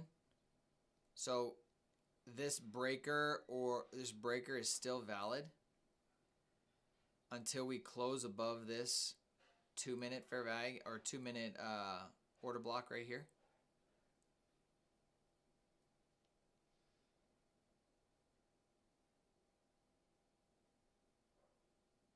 And we still haven't closed above it.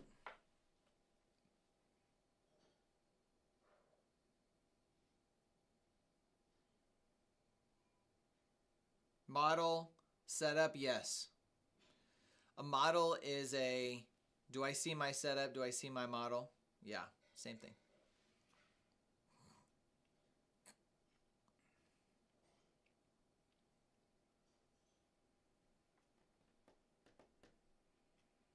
Let's look at the 4-hour.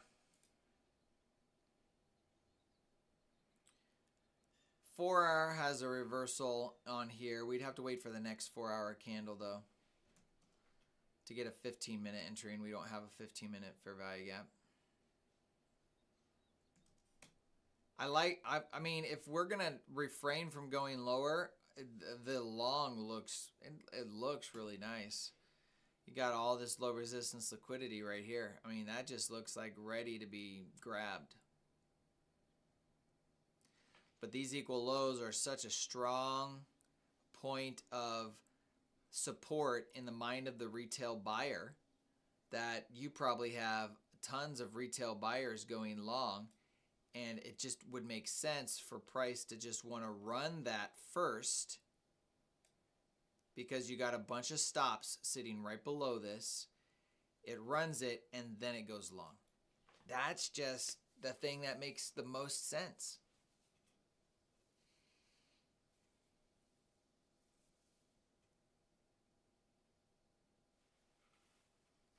Jay Hong, welcome. Sorry I didn't see your name. How you doing, my friend?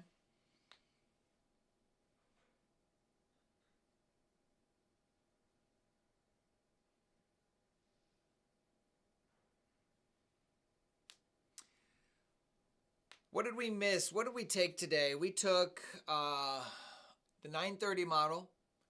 That gave us a win. We took another inversion to the downside that we got out at break even.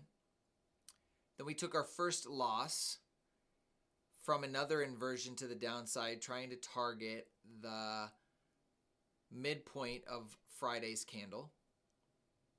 And then I'm assuming you are on for this last trade to the downside based on the breaker. We went above the breaker a little bit right here. And since then, we've just been hanging out above this. So we did finally close above that 2-minute. So that 2-minute is now invalid. It's just indecisive at this point.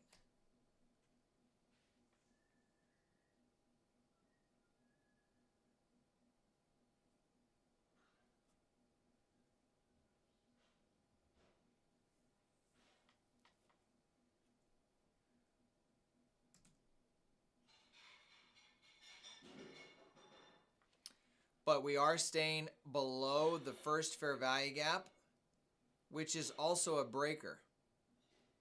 I mean, there's evidence for both upside and downside. It just makes it extremely difficult right now.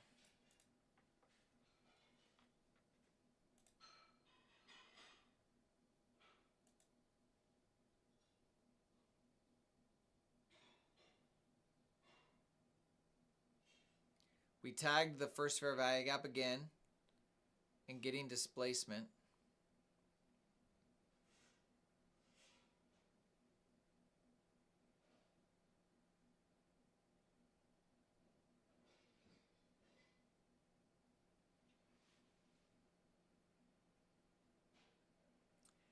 JB, yeah, oh, thank you for reminding me. I will talk about that. Let's just see how this plays out right here. I might look to take a short right here.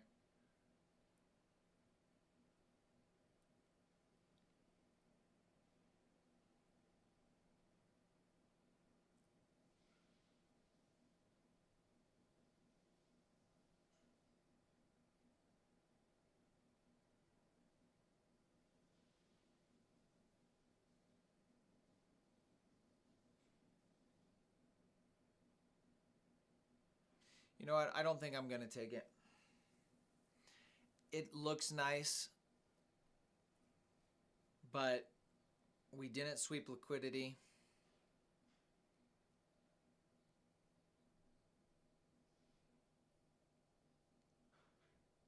Okay, so Take Profit Trader. I just opened an account with them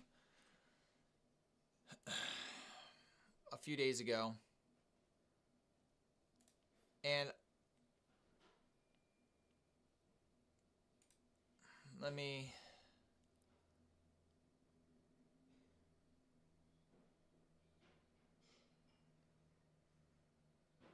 So here, I'm going to pull up...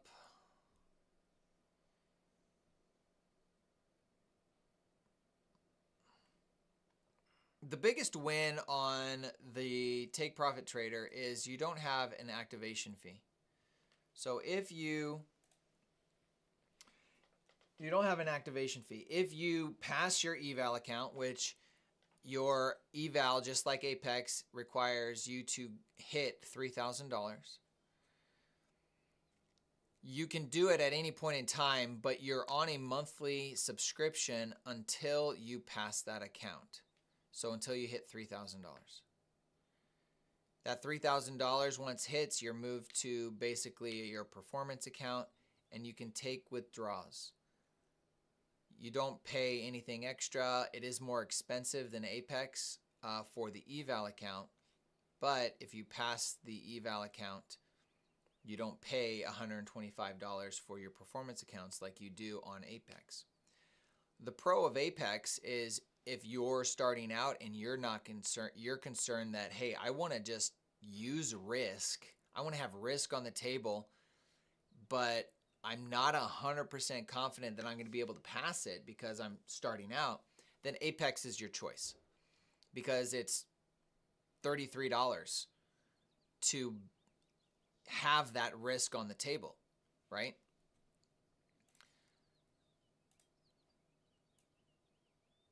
So if, on the other hand, if you think that I'm ready to pass these, there is an argument to consider Take Profit Trader over Apex. The only thing I don't like on the eval account specifically is that you're not allowed to have, your biggest day can't be more than 50%, and you can't pass it on one day. So Apex, I could do both of those things. I could pass my eval account in one day, and I can make it all in one trade. Take Profit Trader does not give you or removes that option. They don't let you do that. Outside of that, I haven't taken a payout from them yet.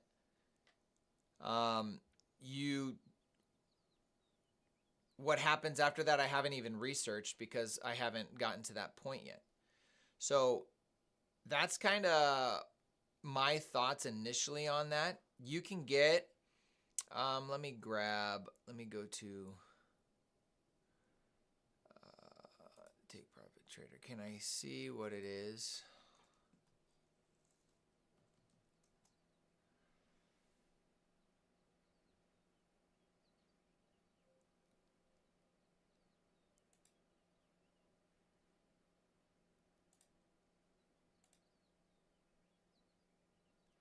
You can get, there's a 30%, if you use the code DTJ, you can get 30% off. And when you look at what your options are, you can do a 50K, 30% off of 170.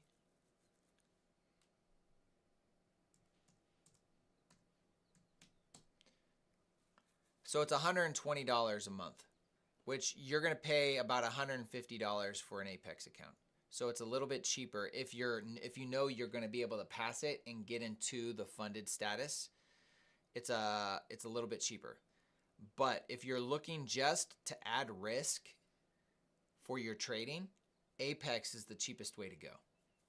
You can build a system. You can learn to manage your risk and your emotions more inexpensively on Apex than you can with Take Profit Trader.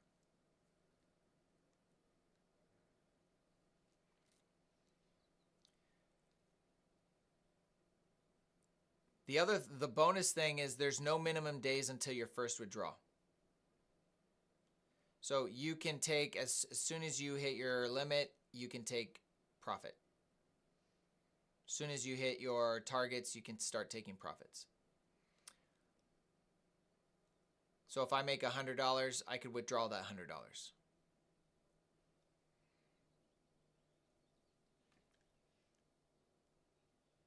I believe so. If that's, I'm pretty sure that's the case.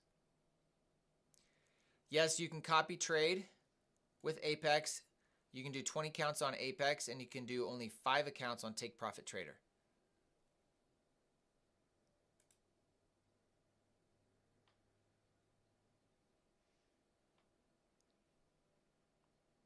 All right, so it looks like price has decided which direction it wants to go. This candle is really large, and I think that is going to be, it's given away the direction it wants to go.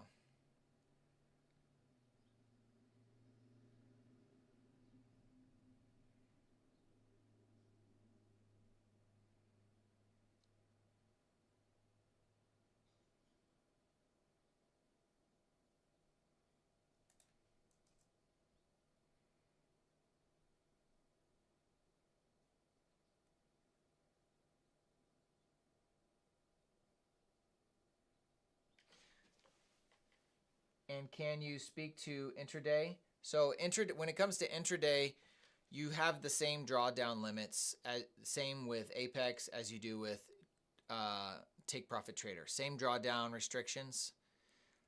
You're going to have to deal with drawdown. So you're going to have to manage your rules or manage your trades and your positions no matter what.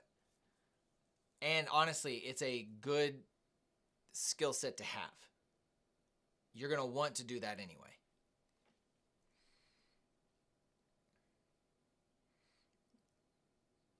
Yeah, it's decided which direction it's going to go.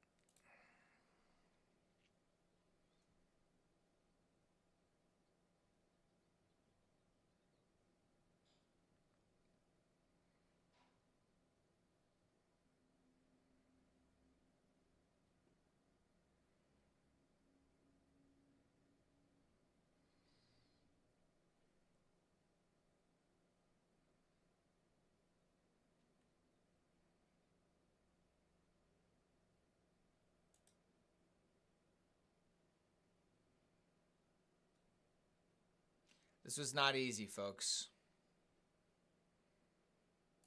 I mean, not easy at all.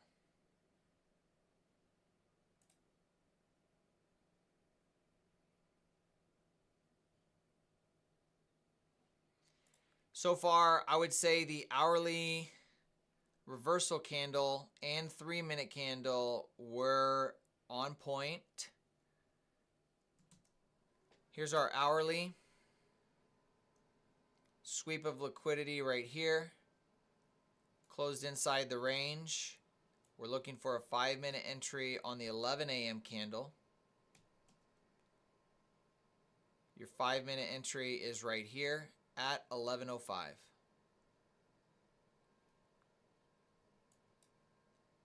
Now, the reason why I didn't take that, why, is because I still wanted the downside move.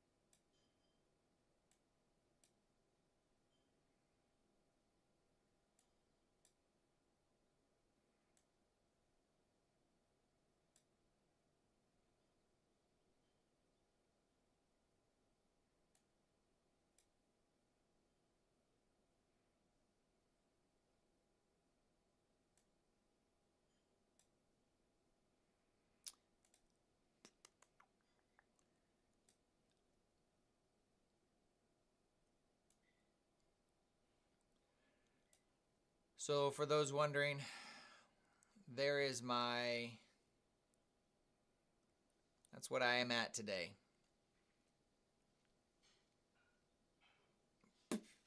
Basically break even. $100, $50.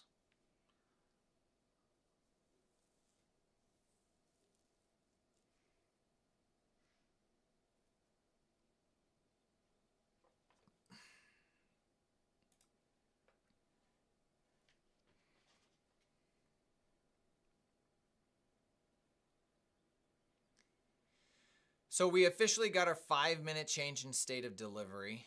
In that 5-minute change in state of delivery, we could come back down here and we could continue higher. That's a real possibility.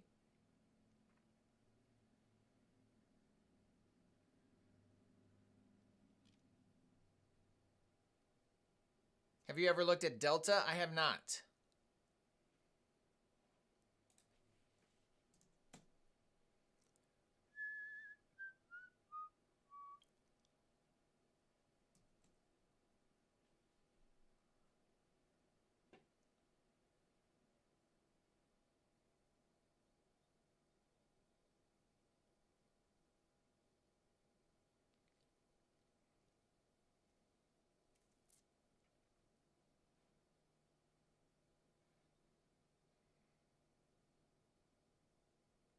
To be honest, I'm glad I'm break even today.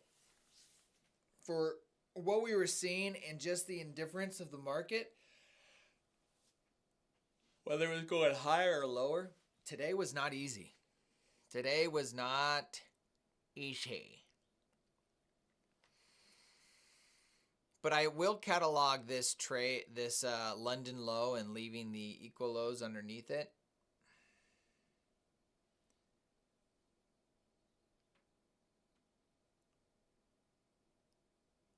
Oh, Bannock, I'm not. I thought you were referring to like a prop firm. Delta, as in Delta, as far as levels in regards to volume, no, I don't. Only price action. Only price action. So kind of a little lackluster day over here.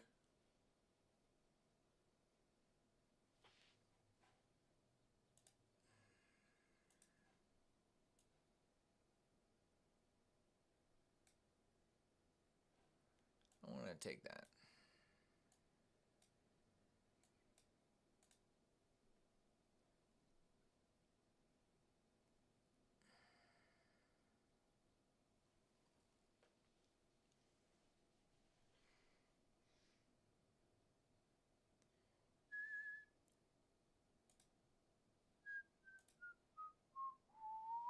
All right, so I want to see if this actually wants to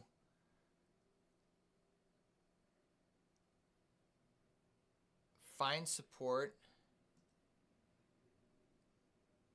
here at this 5-minute change in state of delivery.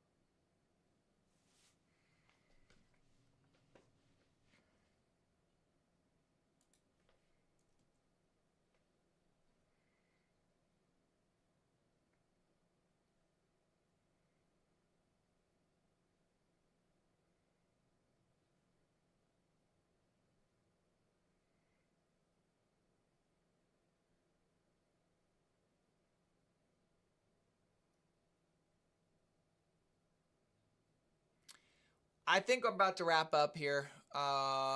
Pretty much a break-even day, Ted.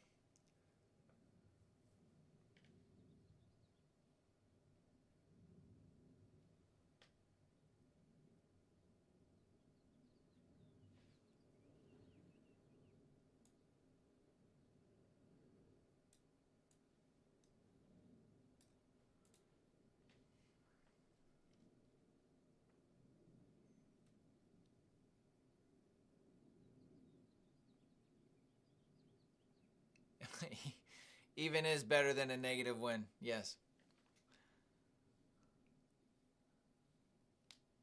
For different reasons, right? Different reasons.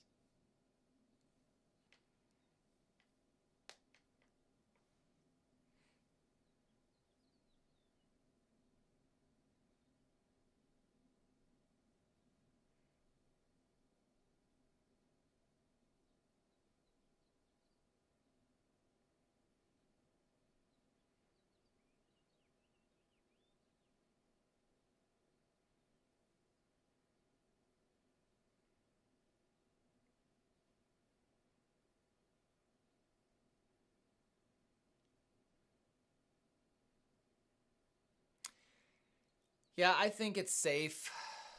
I think it's safer to walk away. Price action hasn't been the cleanest, hasn't been the most obvious, or it hasn't been running.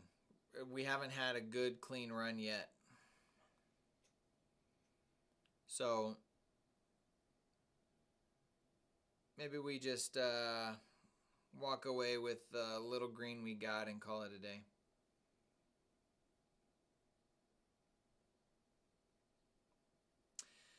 Why don't we do that, folks?